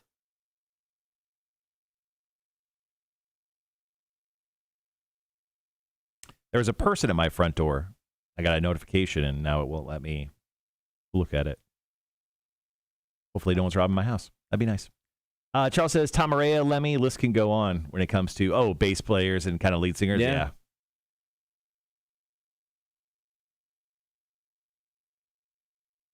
Oh, Jake Thompson's here. Yeah, that was weird. I just seen him in the conference room right now. Oh, I bet he's meeting with A-Dub. There you go. So we had to write presentations and everything. When do you do yours? Today. 11. So, yeah. Mine's already done. It's totally done. Mine's at 10:30 tomorrow. And just so you know, it's completed. Yeah. And ready to go. Yeah, so we got mine today. Of course, whoever takes over as program director will just change everything anyway. So, did you just put some ludicrous stuff in there? No, I put thought into it. Put thought into what to do. I did not, and I wrote like a paragraph description. I mean, because you can overdo the descriptions on this stuff. So a paragraph. Here's the dates. Paragraph. Okay. Holly says, I get up just to watch y'all. I'm going to be sad when the show ends. Yep. I get it. Yeah. So, I mean, we're up to now? Who's making you leave the show now? Liquid Mac. There was a third. Oh, who was it? Oh, that's anyone you want to add to the list? You can always throw Jake Thompson. Jake Thompson, like that. Right? Yeah. Okay, so essentially the entire staff of Bob 6.9 and Liquid. I thought there was another one, but yeah, I don't remember.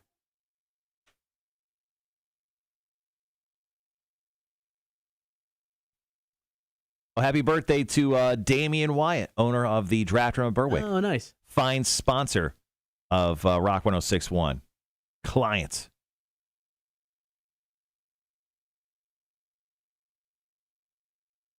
So, Cotter, you're going to Disney for your birthday Next weekend. next weekend. Is that your birthday present? Yeah. Are you? Yeah. No, that's the present. That's my birthday and Christmas present. So you're not getting any presents for Christmas this year? Not from Dana. Not from Dana? Yeah. Do you think you'll get like a present while at Disney? Like, are you? Well, sex, sure. Oh, okay. Guaranteed? Calling my shot. You're calling it birthday sex? Yeah. All right. Damn, man. No. I mean, it cost enough just to go, so we, didn't need to spend on anything. And that was pre-move. Now, since we're moving, we're definitely not going to spend anything. Right. You're just going to go to Disneyland and like ride the rides just and not watch people do stuff. I just wanted to be inside the park. I hope you guys are having fun. So, yeah. No, it'll be fun. I'm looking forward to it. Charles says, I'm sure that damn Tim Janier has some leverage in that leaving decision as well. Do you want me to add Tim Janier to the list? No, I'm not going to throw Tim Janier under the bus. Tim messaged me last night. Okay.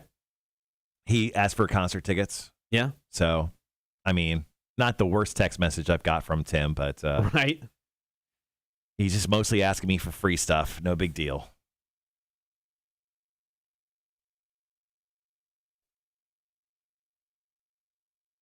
Let's see. Oh, there's okay. Looking in, there's like one vote for Gal. The rest of them, Samuel L. Jackson.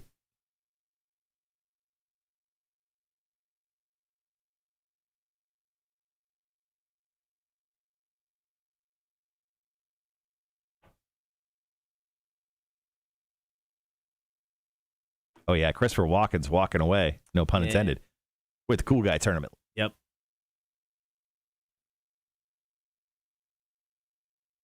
Did Tony get her PlayStation 5? Yes, she did. Yes, she did. Her husband, more importantly, did. Yeah. So I'm trying to get one more PlayStation 5 for another Horde member. Okay. I'll leave the show with buying 3 PlayStation 5s for Horde members if I get it, and 3 for myself. I've bought 6 PlayStation 5s. You got a talent, man. Might as well use it. Charles says, can I throw Tim Janier under a bus? Like, is that the like the literal, like throwing someone under a bus? I think he could physically throw Tim Janier under a bus. I mean, that's, yes. Charles, answer your question. Yes, you could physically do that. I'm 100% sure. Do we recommend it? I would say no. We do need Tim to move our studios. Oh, that's 100% true. Yeah. Now, Cotter doesn't care about that because, once again, he's leaving in a fortnight. Yeah, 2 weeks. I mean, I'm here for a couple days longer than 2 weeks because I'll leave the Friday, but last show is in 2 weeks. Did I use the correct way of using Fortnite? Fortnite's 2 weeks. Yeah, 14 days. I think that's the first time in my entire life I actually used that correctly. I got it right, guys. I wasn't talking about the stupid video game. Hey, the show is turning around. Tomorrow will be our last first-round matchups for the Cool Guy Tournament. And then Friday, we'll enter the second round. Yeah, I mean, I guess we'll just go back to good old Ryan Reynolds there. Yeah. Wow. I mean, he's probably going to take on probably Chris Pratt, maybe? Be my guess. I mean, I'd vote Offerman over Pratt. Yeah, so would I. But I'm guessing Pratt will win. Dolly Parton, Nicolas Cage is the toughest matchup for me to predict. Because it's like sometimes you can feel it. Like Christopher Walken, Danny DeVito, they're just, cool enough to where it's like, yeah, I love that. Love them. And I think a lot of people do like Dolly Parton. But when you're going against the crazy that is Nicolas Cage. I think Nick Cage takes it. Yeah, I'm not shocked. I won't be shocked either way. I don't know. I'll have to think about it. I haven't picked a winner yet. So if Nick Cage does move on, it takes on Robert Downey Jr. in the second round. Downey Jr. I think there's a chance Cage wins that. You think so? Yeah. He's Nick Cage. I get it. I get it. I think I might vote for him over Robert Downey Jr., but I think RDJ for the win. Oh shit. Cotter. Yeah. We have a second New Zealander on the chat right now. What's up? Morgan is here. Morgan. Oh no. All right. So Morgan, we've said some things and should we start the apology train? No. Choo choo. Did you say we said things or somebody specifically? No, I had some thoughts. Over in the other side of me said things. No, actually, it wasn't. How about this? I don't apologize. I don't apologize for what I said. And here's what I said. Okay. I said, 45 seconds. You're very talented. You got great hair. There you go. Yeah. And I just thought it was a shame that your band makes you play bass when you should just be the literal front man headbanging and sing. I'm just saying, I think it's a shame your band makes you do that. And Rob, shame on you, dude. Shame on you, dude. It's embarrassing. All right, guys, we got about 20 seconds. We're going to do Marshall's music news as we wait for Mac. So get to it here shortly.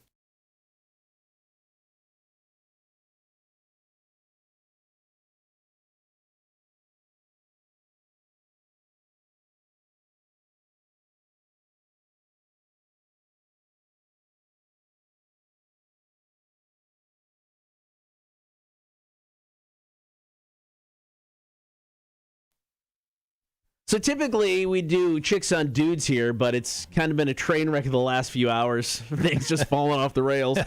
That includes Mac not being here yet. Our pets' heads are falling off. Literally. No. Mac isn't in here yet to do her bit.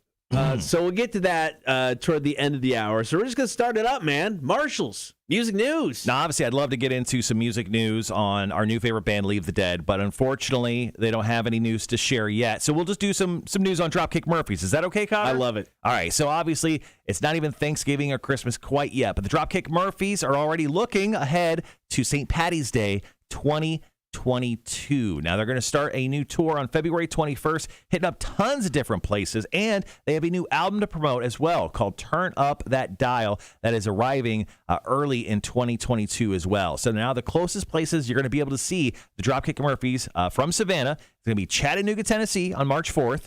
Then they're going to be in Lake Buena Vista, Florida, at the House of Blues, Disney, on March 6th, right? Is Disney? Yeah. Yeah, okay. Yeah. And then on March 10th, they'll be in Asheville, North Carolina. So those are going to be the three spots closest to us to go see the Dropkick Murphys. Cotter, don't worry, they are making a stop in Austin, Texas. So I knew you'd like that. All right, that's awesome. So, however, seeing the Dropkick Murphys in Asheville could be dangerous. Just with all the breweries, yep, all the beer. I wouldn't remember the show or would puke halfway through. Let's face it, you would not make it to the show. Probably true. You have tickets to the show, they'd be in your hand, you have a beer in the other hand, and you would fall over somewhere at the Funkatorium and that spot across the street. Some random dude just goes, is that Dropkick Murphy tickets? He looks passed out. Thanks, guy. And just takes off and joins the show. They just poke you with a stick like, he's not moving, take the tickets. All right, more Marshall's music news coming up. Here are the Dropkick Murphys shipping up to Boston. Cotter and Marshall Show, Rock 106.1. Rob goes, oh, the shame. I will now drop my shame at Jack Daniels. Max says, left at 8 a.m. The rest was out of my hands. What the hell is going on the roadways? I don't know. All right, guys. Coming up next, we'll do a story on Greta Van Fleet. They're doing a show in Peoria, Illinois. Oh, really? Where at? Civic Center. Okay. The 26th. Really? Yeah. Want to take this super quick? Yeah. Rock 106.1. Hello, who's this? Morning, guys. It's Adam. Hey, Adam, what's going on? So now with the Murphys, I recommend, and I've done it for 10 years with my boys back home from Philly. We go up to Boston for St. Patty's every year. Oh. And we see them guys play 2 shows every time we go. Oh. And the last time we went was 2017 when they opened up McGreevy's, when Casey opened up McGreevy's. They closed the doors because they only let so many people in. Mm-hmm. We had shots with them, drinks with them, cool guys. That's awesome. And we went to Casket Flagging afterwards, after the one show, and the police department was there with all their bagpipes, and they were playing in there. Guys, you got to get up there if you really want to see them. It's the best time in Boston for St. Patty's. Yeah, I mean, and they're doing, I think, like 4 or 6 different shows in Boston, like all right around St. Patty's Day. So that's awesome, man. That'd be great. We'll see you there. We'll just buy us tickets and we'll see you there. See you there. Yeah. I'll tell you what, you pay for my airline ticket, I'll buy your ticket to a show. How about that? That actually may work out. They're pretty pricey. All right, Adam, appreciate you calling in, brother. All right, take care, guys. Thanks, man. Yeah, Dropkick Murphys, one of those bands I've never seen, want to see. Was really the Rockville thing in 19, man. I was so pumped to see them. Yeah, they played a St. Patty's Day show in Vegas. It wasn't on St. Patty. It was a couple days before, Right. but it was free in Vegas. Dude. Yeah. All right, be right back.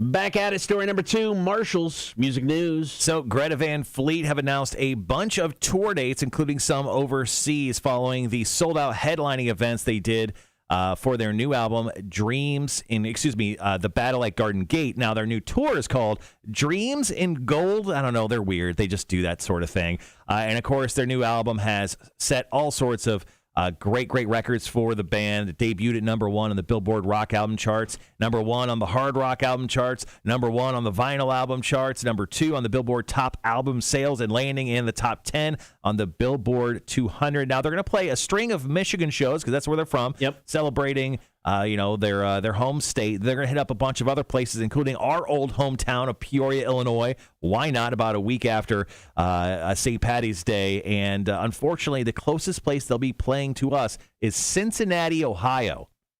So not even close. But so if you want to go grab some Skyline chili and then hate your life for the rest of your life and then go see Greta Van Fleet, it could be a nice little excursion for you. All right, coming up next, Max here. So we may get the Chicks on Dudes. Who knows? It's Cotter Marshall Show. Rock 106.1. Mac. Oh, wait, I don't have your camera set up. It's still on Hefe. He's moved.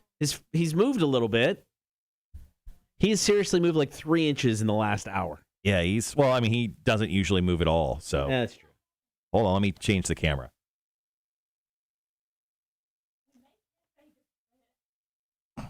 I don't think we made Hefe depressed. I think.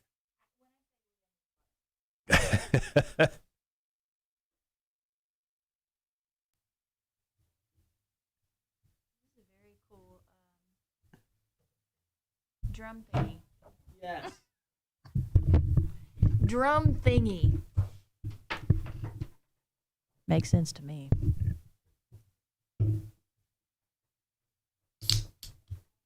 So, I think Marshall will be more happy to know that I have not vaped since 4 o'clock yesterday. Oh, is that your announcement? Mm-hmm. Good for you. That's awesome. Is it though? Why'd you say I would be more happy? Because you have made more comments about why do you vape? Have you ever thought about just not vaping? Those have been your exact words. Well, obviously you thought about it because. Well, I mean, I've always thought about it.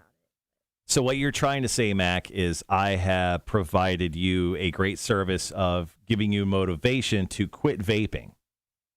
Yeah, you've helped out. Yeah. Okay. So your announcement is I'm a great guy. No, my announcement is that. Whoa. You could have just stopped. No, okay. Not that I disagree with you, but that is not my announcement. Hold on. I want to make sure the camera is on you properly.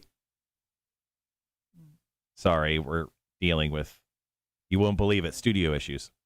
All right, Mac.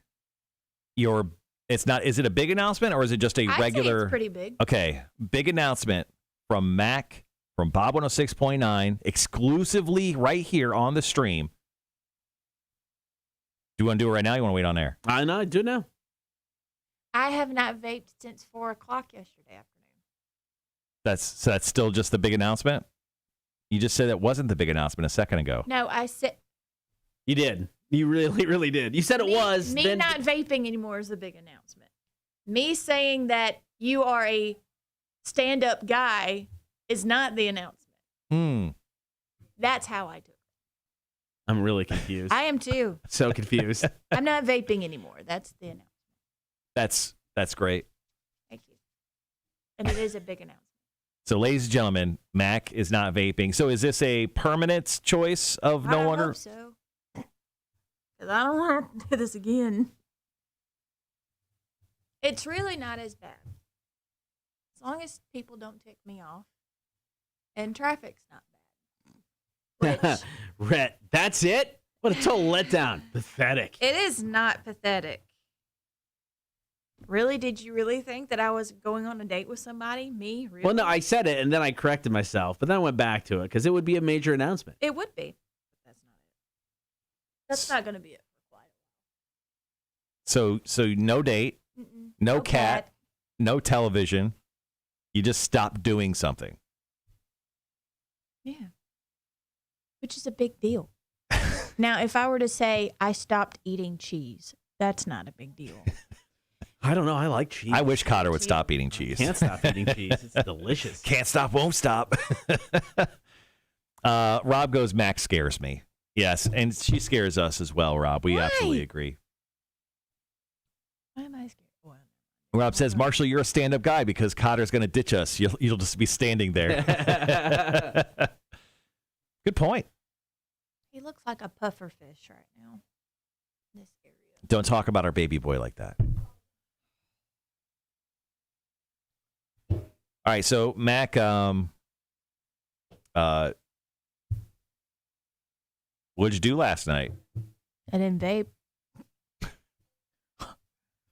So Good you trivia. last vaped at 4 p.m. yesterday? Yes. Okay, so you're currently 6, 7, 8. So you're like, I don't know, around the 15-hour mark. You feeling sir. okay? You gonna be able to do this? Mm-hmm. Why'd you look away from me? Off. Just please, because then I'm gonna have to go to the store and go buy a vape, and I really don't want to. Oh, did you throw away your vape? Yeah, it was once it got done, I threw it away. It was a disposable one. You throw them away once they're out. But I saw you have like a rechargeable one. Did you like? It's not a rechargeable. I don't know what the heck that is. Have you gotten rid of all your vape materials? Mm-hmm, it's gone. You lying to me? No, Because you said I've never had like a handheld, whatever the crap Tim Finley vapes. No, it's always been disposable. Okay. So okay. Cotter, do you think she makes it? I think she starts vaping again by the weekend. By the weekend? Yeah. There might be stumbles, but I mean, if you're sticking to it, you get there. How committed are you to stop vaping? I'm a broke bitch. So you're stopping not because of the health benefits, but because of financial. Both. Oh, okay, yeah. We got about 5 minutes. I think it's more financial, yes, but yeah, both. Rob says 48 hours to leave the system, Mac. Just get drunk and wake up and feel stupid for doing it so much and start from there. Yeah. So did you want to do music news? You just want to cut out that last story and do Chicks on Dudes, 2 breaks, and then we'll just wrap up the show on our final one? What's the last story? It was just the Zeppelin, Aerosmith. Oh. They'd gone platinum. Yeah. Yeah. We can jump right into Chicks on Dudes. I emailed you the questions, Cotter. You got them? Yep. Cool. Tomorrow's Thursday. What do we got? Quiz in the face. Cool guy. I think that's it, right? Big guy Frank Sikowski. Big guy. Yeah, the show itself, the good news is the show writes itself for the end of the week. Yeah. Jeremy Hammonds is good to go from Underdog Brewing. Okay. I didn't ask him about the beer. We talked very briefly yesterday. Okay. Morning Liquid, I am playing catch up for 5 days of work, so have a great day. Okay, good. Thanks for popping in. Charles says, I assume Mac doesn't get $1,500 per show because she's always says she's broke. Correct. Yeah, she does not get $1,500 per show. This is correct. Yeah, what do we get, Mac? What do we pay Mac for this? We were paying her in vape pens, but I don't know what we're going to pay her in now. Whatever. So that's really inconvenient. You may have one Bud Light seltzer for the rest of your time on the show. You know what? How about this? Because there's only 2 more times, really. Just you have 2. 2 per show. I've made it this far. What the hell? I mean, all right, fine. Thanks. Did y'all spray the fart gun in here today? No. No. Does it smell like farts in here today? Kind of. Cotter, have you been farting? I'd have farted, sure. Oh, I didn't fart. It was Stacy who farted? Stacy's a farter? She kind of opened up to it and said that she was farting yesterday. Oh. No, actually, I have not. Believe it or not, Sounds like I have not passed gas today. I've not passed gas. and the gun hasn't either. No, I'm wearing clean clothes. My shoes are new. Check out these new kicks. Huh? Oh, those Huh? are really nice. Oh, those are, yeah, $40. No big deal on clearance. Very nice. You know, and I feel like I'm pretty, I mean, I didn't wash my ball cap. I thought you were going to say something else. I did too. What did you think I was going to say, Cotter? I didn't wash my balls. Well, there's your problem right there. Yeah, I wipe her out. It's like a big donut. That's how I do my motion of cleaning. I don't like this anymore. Is it Cotter? Maybe it's Cotter's new hair pomade. He got his hair cut. Notice? Oh, yeah, I did notice It's that. the regular stuff that I've had, though, so the hair goonk isn't new. I would hope hair gunk does not smell like that anyway. Maybe Jake had such an incredible fart, it has lasted and persisted through the entire day. He wasn't here yesterday. I put deodorant on. I smell. I know it's not like a BO smell. It smells like a that stale fart. gun. Yeah. Mhm. Yeah, it's probably just Stacy. Oh, the Imperial Oreo Cheesecake Stout is coming back to Two Tides. That thing is delicious, guys. So they have this How Much Cheese is Too Much Cheese series they do. Yeah. They're all like cheesecake beers. Sometimes they're sour, sometimes they're stouts. This, out of all the ones I've tried, is my favorite. Is that why the Oreos? I'm sorry, I'm not eavesdropping, but it is right there. When I Yeah, see that's why the Oreos. Oreos are there. All right, minute 20. Rob goes, "Oh, leave Stacy alone. Heads are falling off. Fishes are growing boobs. Stacy don't need this." Morgan goes, "I love the show already. Only been here 10 minutes. I can't look away. It's something special, man." We are a train wreck. And we're fish killers. Oh, right. No, he's still alive. Rhett goes, "It's the stench of death seeping from heaven." Oh, no. He's still alive. Baby boy. He's sitting on top of the tiki now. Maybe Jake and A-Dub are having a fart off in their meeting. Oh, yeah, they are meeting. I forgot. That wouldn't surprise me. I think they're already done. Jake has moved. I don't see him anymore. That's it. I mean, if you had to power rank the stinkiest guys in this building, I think A-Dub and Jake would be top 3 at least. I mean, top 2. I wouldn't call A-Dub a stinky guy. I would say the results of his Bowels. yes, But I think are that's vicious. That's I mean, it enough. qualifies. That's enough. I would include him in the power ranking. Yes, he's one. I don't think I would put myself in like the top 3 stinky guys. I'm a guy, so I stink. Yeah, it happens. Yeah, I stink sometimes. All right, guys, 15 seconds. Be right back. Chicks on Dudes.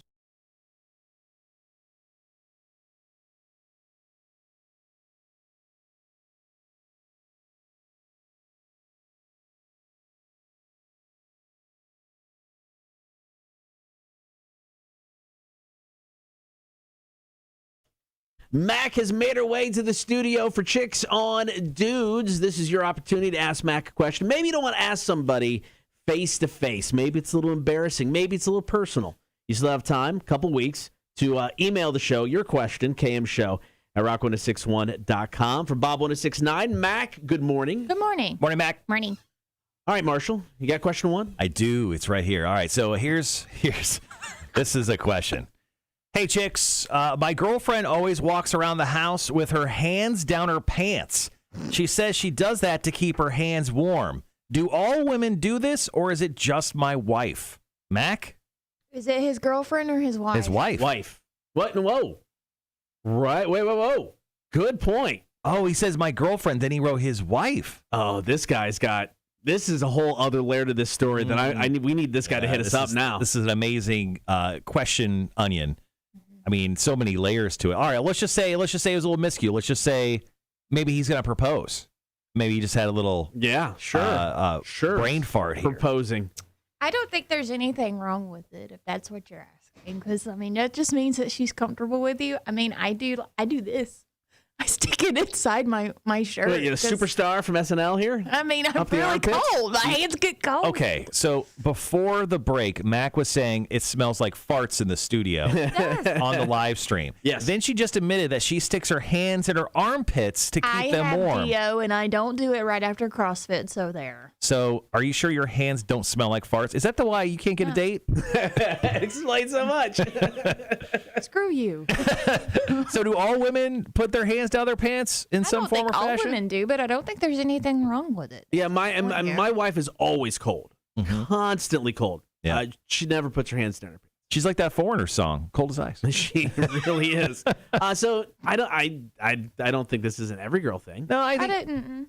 I think my wife does it every once in a while. I mean, like she doesn't like Al Bundy it like every single day or anything. Sit back and comfortable. Yeah, but I think that's just kind of a natural thing. And I don't think people even know they're doing that type of thing. No. I agree with that. Yeah. It's like always, like guys are always adjusting themselves. Like, well, not at work. Maybe Sometimes farting and adjusting ourselves. But I think that just happens. Yeah, I agree. You don't even know it. We got 2 more questions to go. Stick around. It is Chicks on Dudes. Here is Chevelle and Self-Destructor. Cotter and Marshall Show. Rock 106.1.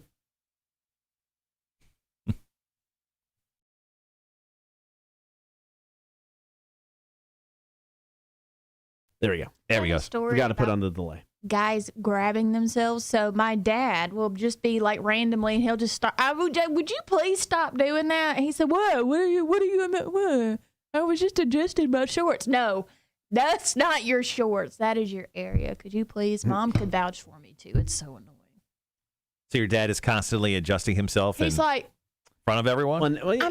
I mean, now we know what Mama Margaret's into. Yeah. He's packing. Yeah. He's got a lot to adjust. She's Think not about in- that, Mac. she is not into that man anymore.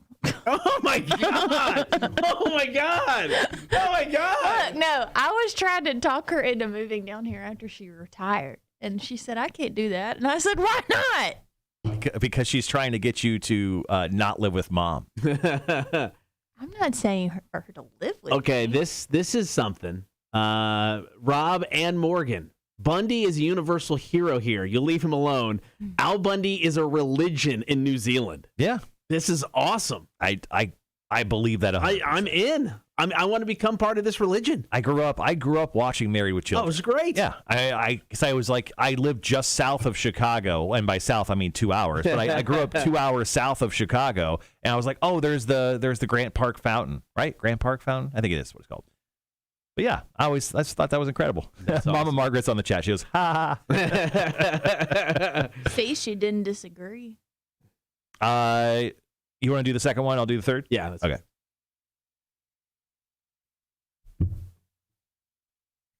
I want to try the sugar cookie thingy at Starbucks. Why are you Latte? smiling like a goof? I can't think of the words. I can't word right now. I cannot word. I can't word right now. I have that same problem too. Sugar cookie. You're talking about like the sugar cookie macchiato or Latte. Something. Yeah. Where's it at? Starbucks. Starbucks. Okay. Rhett, Al Bundy wins the entire cool guy tourney. Yeah, we weren't doing fictional characters. If I give you my card, will you run over and buy us one? Buy Cotter whatever he wants. Yeah, can I cut a couple breaks first? Yeah, sure. Okay. But if we're in our manager's meeting, knock on the door and give it to us. Why don't I just put it on your desk? No, we'll need it. Okay. Just yeah. These are like last few managers meetings. Cotter doesn't care. Okay. Yeah, you could come in like with sparklers, Roman candles shooting off, and as long as you give him a coffee, he won't care. My last day, I just need to sit down and crack a beer open. You should. It's legitimately my last day is a Wednesday. I don't see what I just you need to should've- sit down, crack a beer open, put my feet up on the. You know what you should do? First one, slam. No, shotgun the first beer, and get it like spray it everywhere so it gets over everywhere, and then just open up another one, and then burp loudly, and then when it comes to people asking you like, "Hey, Cotter, what are you working on?" Just be like, nothing. Rhett, yeah, we had we got to the top 5 a little late. I remembered after 8, so we had some drop in. If you got one, feel free to drop it in. Got about 2 minutes. It's sugar cookie. I think Max said sugar daddy, not cookie. Yeah. Oh, You watch your mouth. Charles, are you taking on a second wife's? Maybe Mac can be your sugar daddy. That's not weird. Some people roll like that. We live very close. We live very close to Bluffton. Okay. There are multiple thruples out there. Is Rhett the one that keeps saying something about Moon to Bluffton? Or is that Charles? Buford. No, that's Rhett. I'm so confused now. Never mind. Disregard. That's a long way away. And it's not cheap. Mm-hmm. I drove to Bluffton yesterday. I'm sorry. Yeah. It's very nice down there, though. Tony says ice up there. Ice sugar cookie almond milk latte. Yes, that is it. That's it. There's a lot going on there. Okay, I'll pass. Give me the peppermint one. That's good. Yeah, give me the peppermint, whatever that thing is. Peppermint mocha? Yeah, that's it. Or the toasted. There you go. Charles goes, I'm converting to Mormon. Liquid says, cool people live in Bluffton. Okay. And rich people live in Bluffton, too. Mm-hmm. Andrew says, my top 5 is just writing my sick burns to shit talk Cotter for the next 2 weeks. I think you need to, and no offense to Andrew, I think he needs to up the crap talking game. Well, that's why he's working on his top 5. I think he will. I mean, it's still early on. We got 2 weeks. Yeah, I mean, he's going with the very like playground type of insults for you. He's calling you just a traitor and tell you to shut up, Cotter, and suck it, Cotter. Right. Now he needs to get in like to these long-winded like Norm Macdonald jokes that don't pay off until 6 years later. Yeah. Well, I'm in Texas for 6 years, and I'm like, oh, son of a bitch, I just got it. Oh my God, my skin is burning. Is that the Texas sun? Nope, it's Andrew's joke. All right, guys, be right back.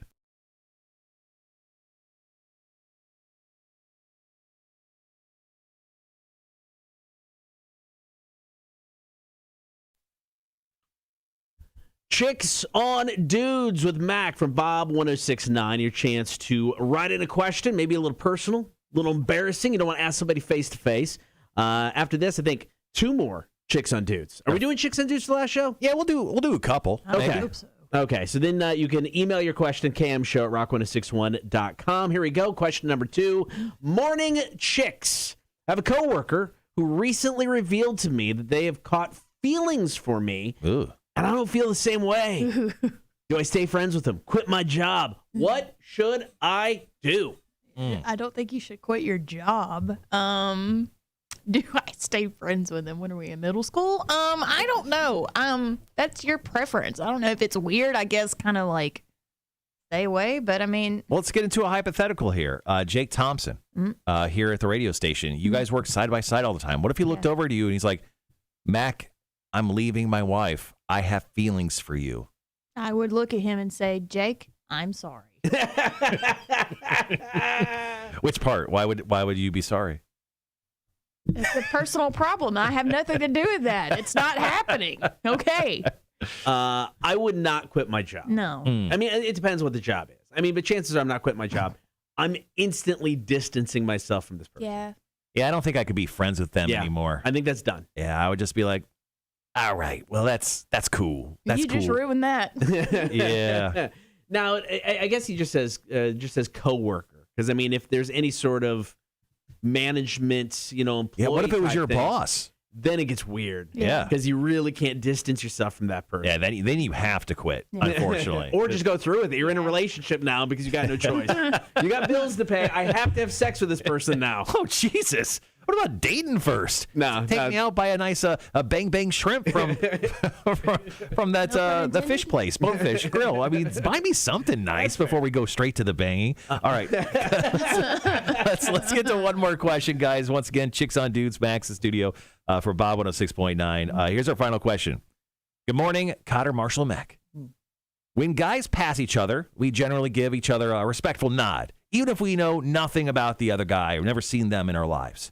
Is there an equivalent for girls? Honestly, don't think so, but I'm not your normal female. I don't know. I think that's what all girls say. I'm not your normal. Yes, you are. You are the normal female. There's no like equivalent. There's no like. I think the closest equivalent is the little that's smirk. So that was she it. just did this smirk that was completely not sincere. Like- Yeah. So my wife has said for years that women are just so vindictive against one another. So I mean, I see that smile that you gave, and I went, "That's not saying hi. That's saying just stay away from me." Yeah, it's kind of like a resting bitch face type of thing, but it's like no, that's totally different for me. but it's like the smile version of it. Yes. And there's no teeth in it. Yeah, she just kind of raises her cheekbones where it's this little condescending. Like I want Like to. that right there. Yeah. I'm staying away from you. I'm not coming over to talk. Like my initial reaction when I see that, and I don't obviously hit women, but I want to slap you. Now, whenever I'm passing somebody in the aisle or something, I do say, "Excuse me."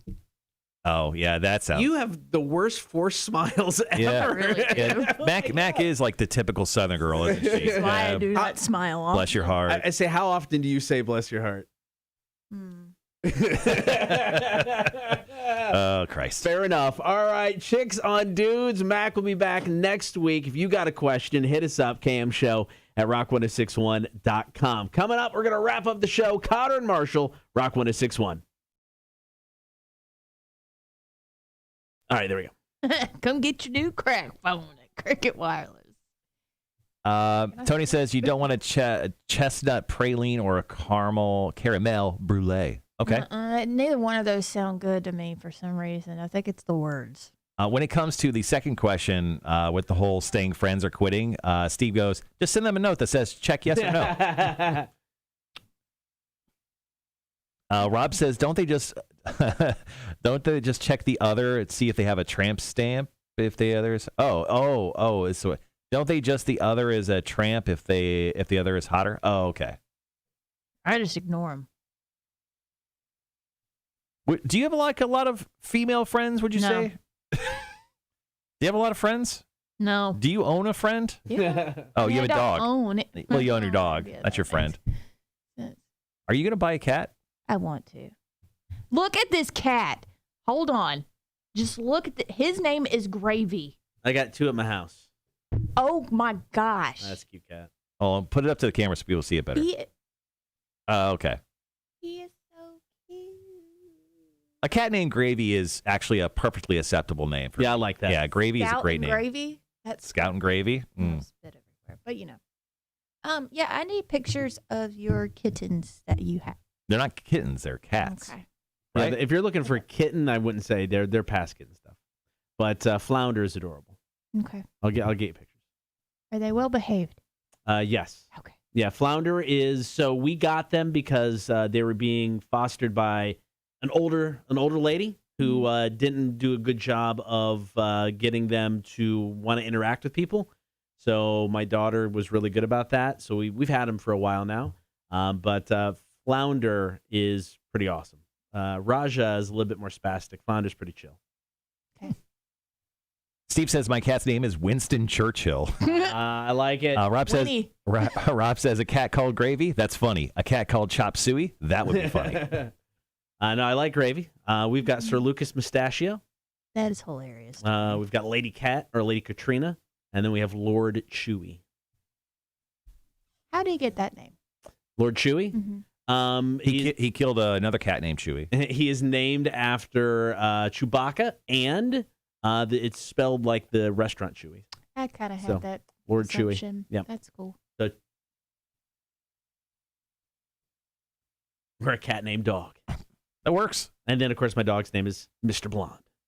Yeah. His dog's really cool. I've seen Mr. Blonde, I think, once, and that was when I met you at doggy daycare to get something for trivia. Okay. Yeah. Mm-hmm. Yeah. So Blonde has allergies. So he had it really bad this year. Lots of licking, lots of scratching, lots of belly's turning red and all this stuff. And outside of the licking and scratching, he's just been chill lately. Took him to the vet, got him some drugs. They have taken care of the itching and scratching. This dude has so much more energy now. It's like, just calm the F down, man. Calm the F down. I mean, so you're going to take him back off the medicine? I was going to say, not that I wanted to be all itchy and scratchy, but I'm like, it was kind of chiller. It was great.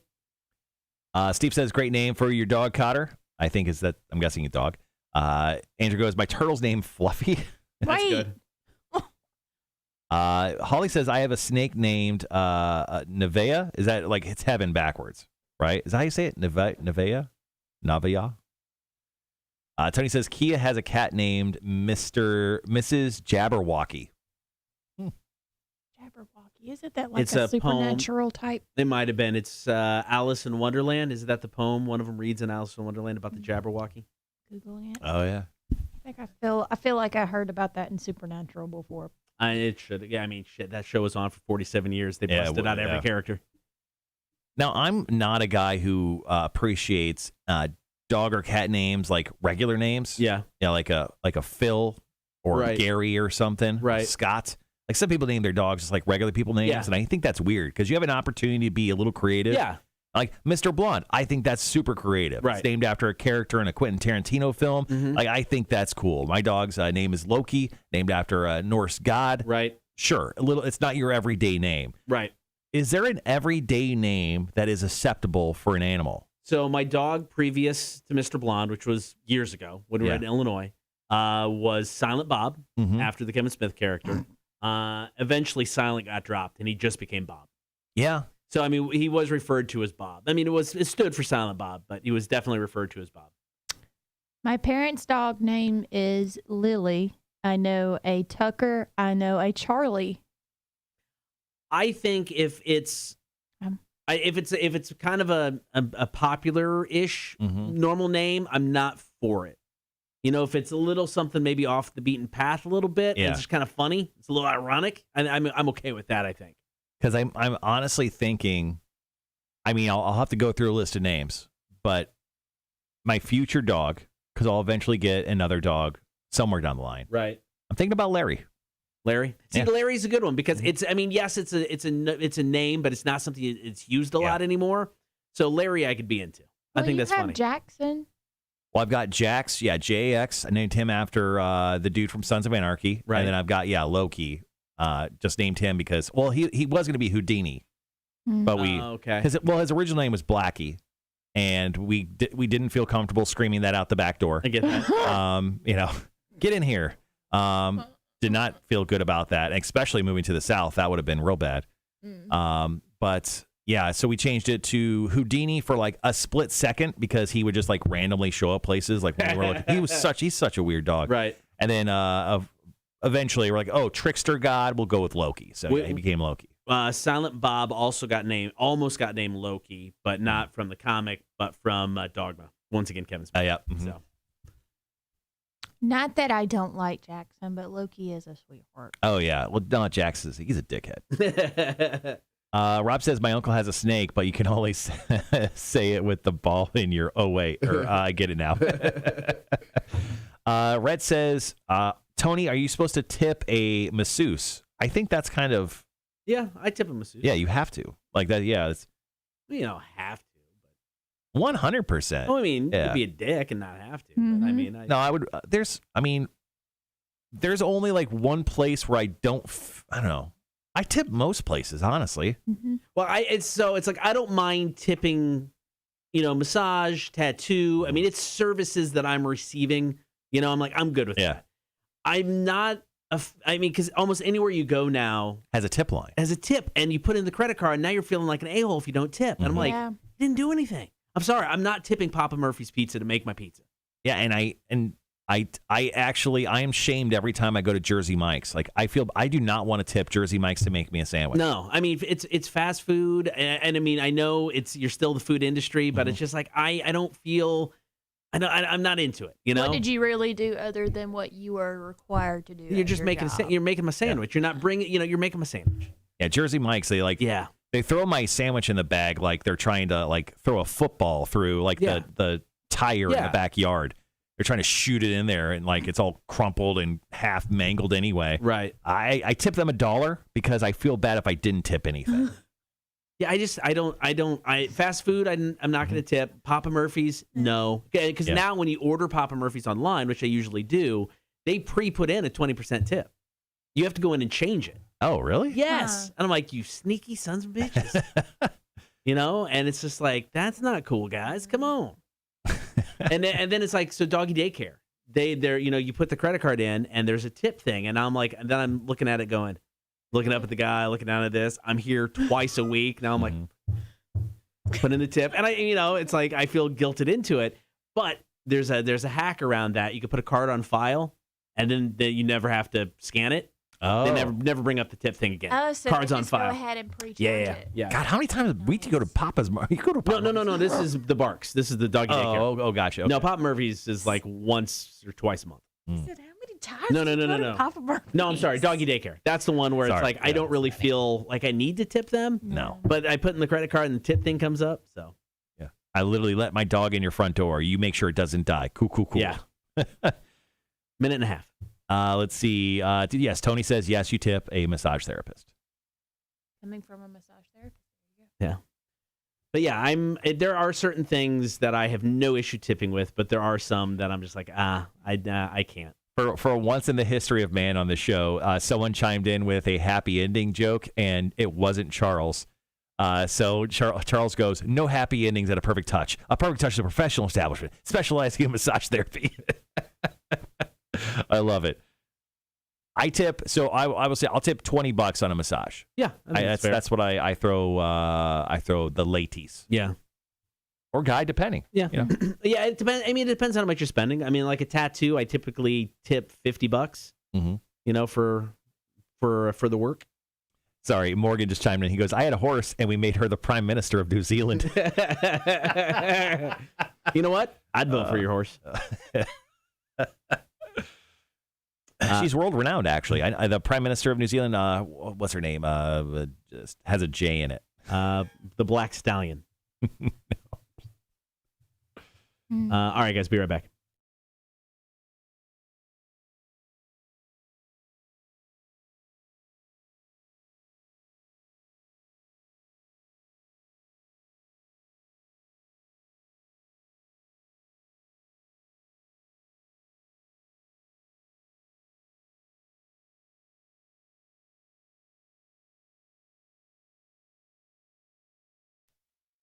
All right, guys, thank you for hanging out today. Appreciate it. Soak it all in, guys. We're officially down to 2 weeks of shows left. We're down into single digits of the show. We have 9 shows after this, Cotter. That is There's true. officially 9 episodes of the Cotter and Marshall show left. So soak it all in while you can. We'll be back tomorrow at 6 o'clock. Quizzed in the face.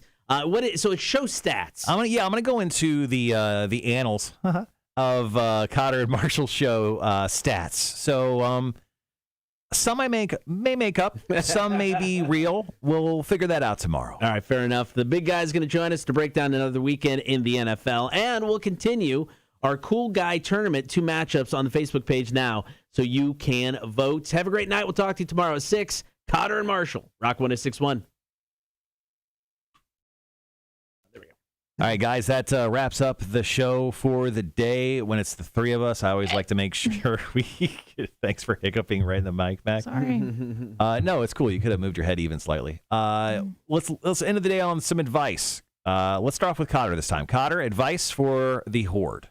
That is a stellar question because I don't have any right now. Hit up Mac, and I'll think of something maybe. Mac, what advice do you have for the Horde today? Take a nap. Take a nap. All right, I'll go. I won't last. Okay. When you own a horse, make sure that you put it in the political infrastructure of your country, and maybe someday, quite like Morgan, it'll become Prime Minister of New Zealand. I like it. That's my advice. My advice is stop vaping. Stick to it. Wait. Stick to vaping or not? No, stop vaping. Yeah. Stick to it. Mm-hmm. Stick to not vaping? Yes. Stick to not vaping. Yes. Quit smoking vaping. Or Smokey the Bear would say, only you can prevent wildfires. And that's the advice you needed to end your day, or at least this show. All right, guys.